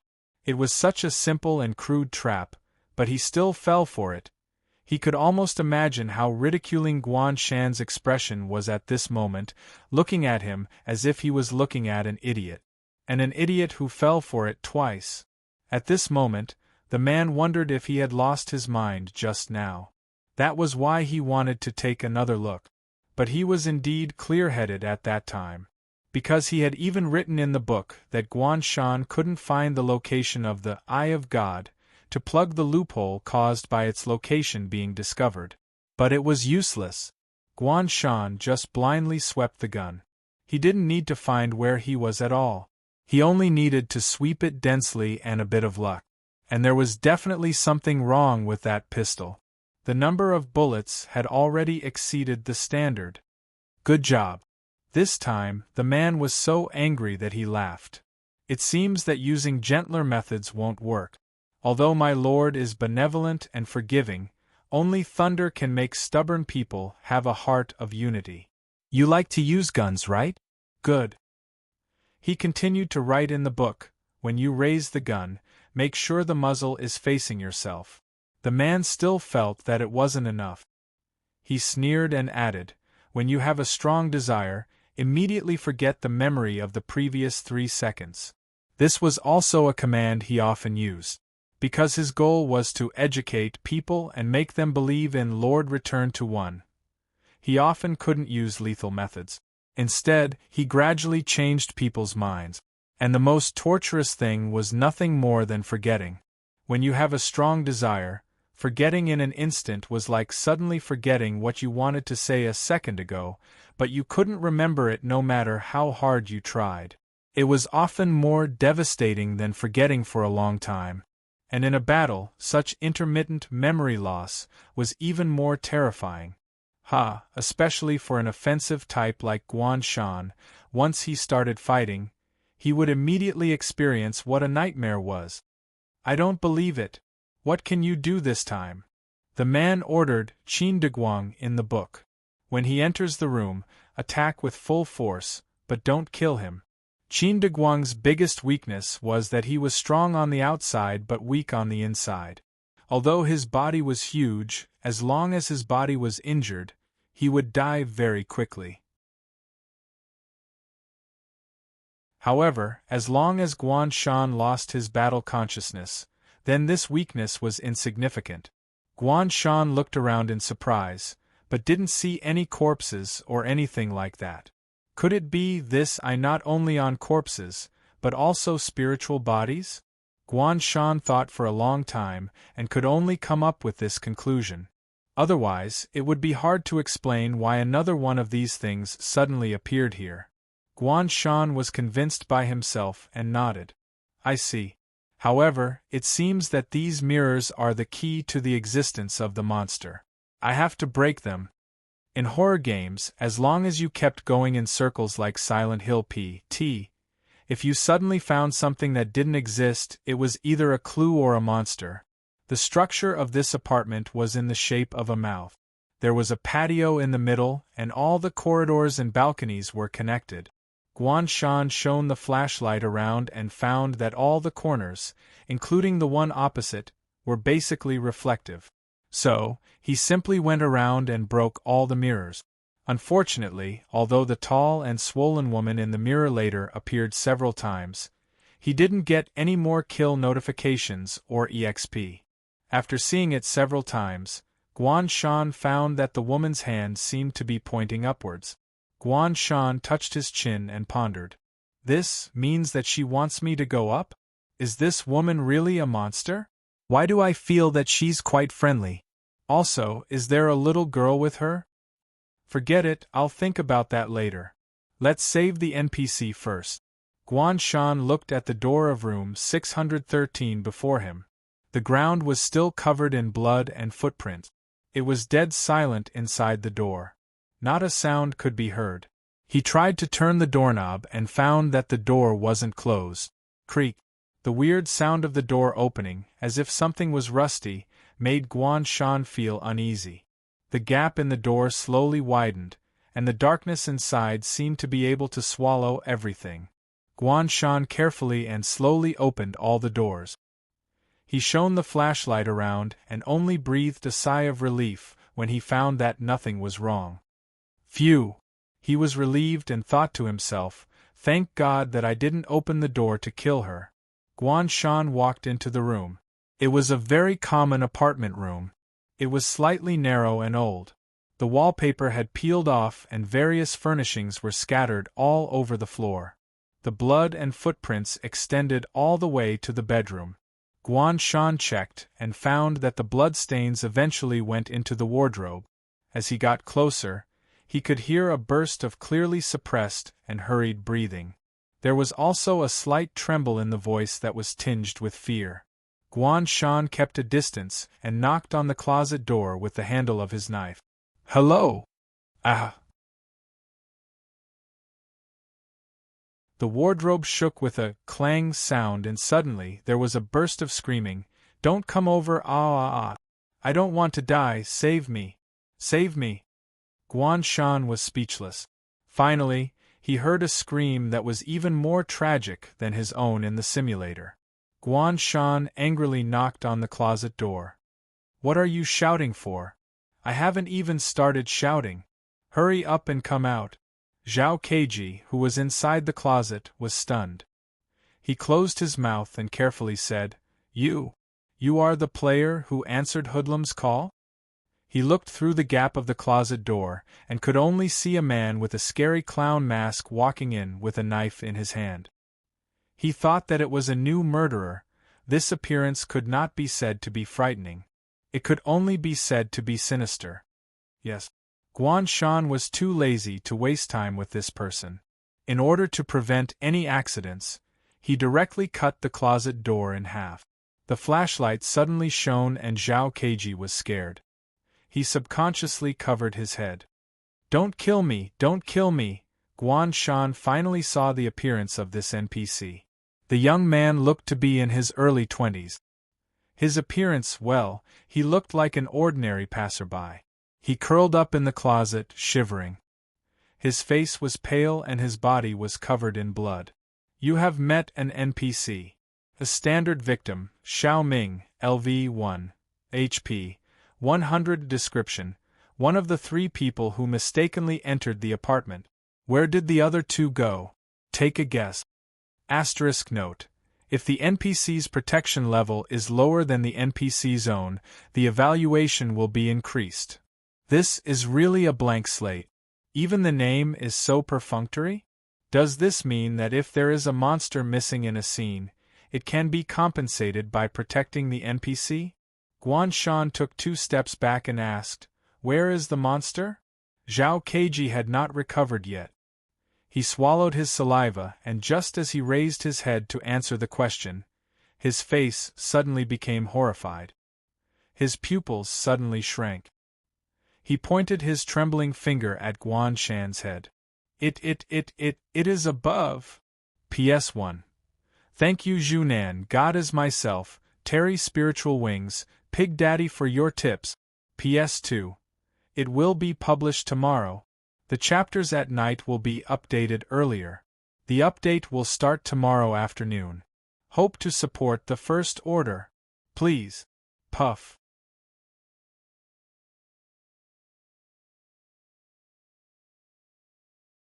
Chapter 86. Above. Guan Shan felt his scalp go numb when he heard this. He raised his head abruptly and immediately raised his sword to block the attack. Clang!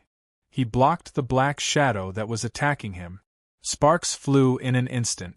What came into view was a strange creature composed of flesh, bricks, cement, and steel bars.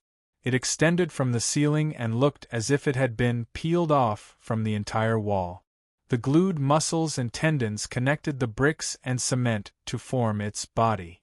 Among these bricks, there were also some indistinct body parts.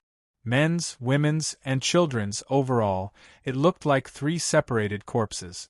First, they were built into the wall, then combined with the entire wall to form such a thing. Among them, the faces of the woman and the child were ashen. Their eyes were dull and their cheeks were sunken. Obviously, they had lost their consciousness. However, the man's face showed a strange brilliance. His face was not scary at all. In fact, it looked very normal. His eyes were bright, and his skin was rosy and lustrous. His whole face looked full of vitality and had a happy and peaceful smile. However, in such a picture, because it looked too normal, there was a trace of strangeness that made one's scalp go numb. If one looked at it for a while longer, they would be surprised to find that the smile on this face was fixed. His expression would not change at all. It was like a painted mask. No matter how lifelike it was still fake. Boss, family portrait, alone, LV 16. HP. 111,111 description. I am very happy, really. Guan Shan looked at the information interface that popped up and felt uncomfortable. You call this a family portrait? What kind of family portrait is this? Although he didn't know if this strange thing was happy or not, Guan Shan was definitely not happy now. He widened his eyes, Did you F***king hit the wrong number? Simulator, there's a bug. Come out and clean it up. However, the simulator did not move. It had no intention of responding to him at all. Guan Shan counted the numbers on the interface again. 1 2 3 4 5 6 6-digit. 110,000 HP. What the hell was that? Guan Shan felt like he was back on the bus again, facing the faceless driver. He was still so weak, pitiful, and helpless even though his HP was more than 10 times higher. No, they weren't even on the same level. Between 10,000 HP and 110,000 HP, the former seemed hopeful, while the latter was just a joke. He would need to slash at least 100 times, and he still had to take into account that the opponent's defense would be reduced. It was really a question of whether he could survive after 100 slashes. No, wait, there's still a chance. Guan Shan remembered that he still had the Death God's finger bone. As long as the level difference was not more than 3 levels, he could use this item to kill the opponent directly. He opened his backpack. But in the next moment, he was stunned and forgot what he wanted to do. Clang! Clang! As Guan Shan resisted the attack, his thoughts became chaotic. What am I trying to do? At this moment, the eyes of the man on the monster's face rolled, and his smile became even brighter. Rumble, the entire building suddenly began to shake, and the floors in all the rooms and corridors began to split and undulate, revealing cracks connected by flesh below. It was as if the giant beast that had been hibernating here had finally awakened. The flesh, bricks, and steel became the spine, scales, and bones of the giant beast, forming a shuddering behemoth.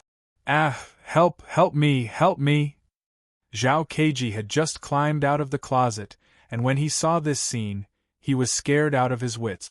He rushed over to hide beside Guan Shan, crying and crying. Now, no matter how much the masked man looked like a homicidal maniac, he was the world's greatest good person. Guan Shan's face was covered in cold sweat. He was so nervous that he almost wanted to shout, but this guy finished shouting, forget it, that wasn't the point. The point was to run for his life. Guan Shan grabbed Zhao Keiji and carried him out of the room. With his current strength, carrying a grown man with one hand was basically like carrying a kitten. But the problem was that carrying this guy was a hindrance. Maybe he should run first, find a place to wander. Huff, huff, Guan Shan thought as he ran at high speed in the corridor, the sound of the wind whistling in his ears. Out of the corner of his eye, he could already see that the strange three-headed family portrait had come out of the room. When it came out, it brought the whole room with it, and it collapsed from the top floor, like a wave rolling and turning into a body. Looking at it, the whole apartment seemed to be waking up, twisting into a strange sea of flesh bricks dozens of meters high. Then, it swept towards Guan Shan. F***ck. Guan Shan was so scared that his hand trembled, and he almost threw the NPC in his hand away. The whole apartment was a monster. How was he going to fight it? He felt as if he had entered the monster's mouth, and was about to be swallowed. Guan Shan only had one thought in his mind, and that was to run. The next second, he was stunned again, and looked at the leg he had taken. What was I trying to do? Then, he looked at the monster that was an entire apartment building that was rumbling towards him like a tsunami. Guan Shan thought very calmly, oh, I'm fighting a monster. What else could I be doing? Of course, I'm fighting its mother. Boom. In front of him, a huge arm formed by the walls of the building smashed towards him. On the side, an entire corridor rose from the ground and attacked him like a whip. Guan Shan took a deep breath and judged the distance. His eyes turned cold, and he made a prompt decision. He sped up 2 steps, flipped over, and stepped on the wall on the side. Then, he bent his legs and exerted force, and with the help of the reaction force, he shot out diagonally like an arrow from a bow. The strength of this kick was so great that it directly shattered the wall, forming a spiderweb pattern. and Guan Shan just happened to pass through the gap between the corridor and the wall, avoiding the range of the arm's sweep, and jumped into the air. Boom! The arm collapsed half of the building, making a loud noise. Guan Shan's eyelids twitched when he heard the noise behind him. If he had hesitated for even a second, he could have said goodbye to the world. He opened his eyes wide and suddenly remembered what he was trying to do. F***ck, this isn't right. Didn't I want to run? Why am I fighting head-on? But now was not the time for him to think about it. He jumped into the air, but there was no point for him to exert force. Guan Shan swung his arm and with a shake of his sword, he stabbed the demon's sword directly into the horizontal floor of the corridor and hung it on the monster's body. 1355. This time, it stabbed an extra few hundred points of damage, but unfortunately, it was just a drop in the bucket. Zhao Keiji was being carried by him and screamed randomly. He swayed left and right, and was on the verge of fainting. Not far ahead, the family portrait of the three monsters smiled even more frighteningly. Several huge arms were raised again, and the corridors and pillars of the floors all attacked him again. The corridor that Guan Shan was stuck in swung forward, trying to push him into the monster pile. Of course, Guan Shan would not just sit there and wait for his death. He pulled out his sword and jumped to the side of the corridor. While being forced to move at high speed, he felt as if he was on a roller coaster. His heart was beating faster and faster until it was almost in his throat. Suddenly, he saw that a room on one of the floors was lit up. Moreover, only that room still maintained its original layout and had not been assimilated by the monster. A safe house. Guan Shan's eyes lit up. A guess popped up in his mind. Overjoyed, he immediately rushed over with Zhao Keiji and jumped up. But just as he jumped to the door of the room, the thought of going in disappeared from his mind. Guan Shan looked at Zhao Keiji, who was rolling and crawling into the room. He was confused. How did I get here? Wasn't I fighting the monster? The monster is chasing after me. What am I doing? The situation was so urgent, but he was doing strange things for no reason. Guan Shan even condemned himself. Zhao Keiji trembled as he entered the room. Looking at the bright and warm room, he was almost moved to tears. He turned around and saw the masked man standing in the same place. He was stunned and subconsciously asked carefully, aren't you coming in? The man's voice under the clown mask was distorted and dull. The blade in his hand suddenly spun, and then he clenched it tightly. He turned around and faced the terrifying monster outside. You stay here. I'll go kill the monster. P.S. I'll post my thoughts later. It'll be up tomorrow at noon. Looking for a wave of first orders. Eager.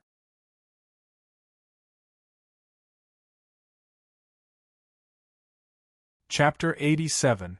Tomorrow at 12 noon I will release 5 chapters in succession.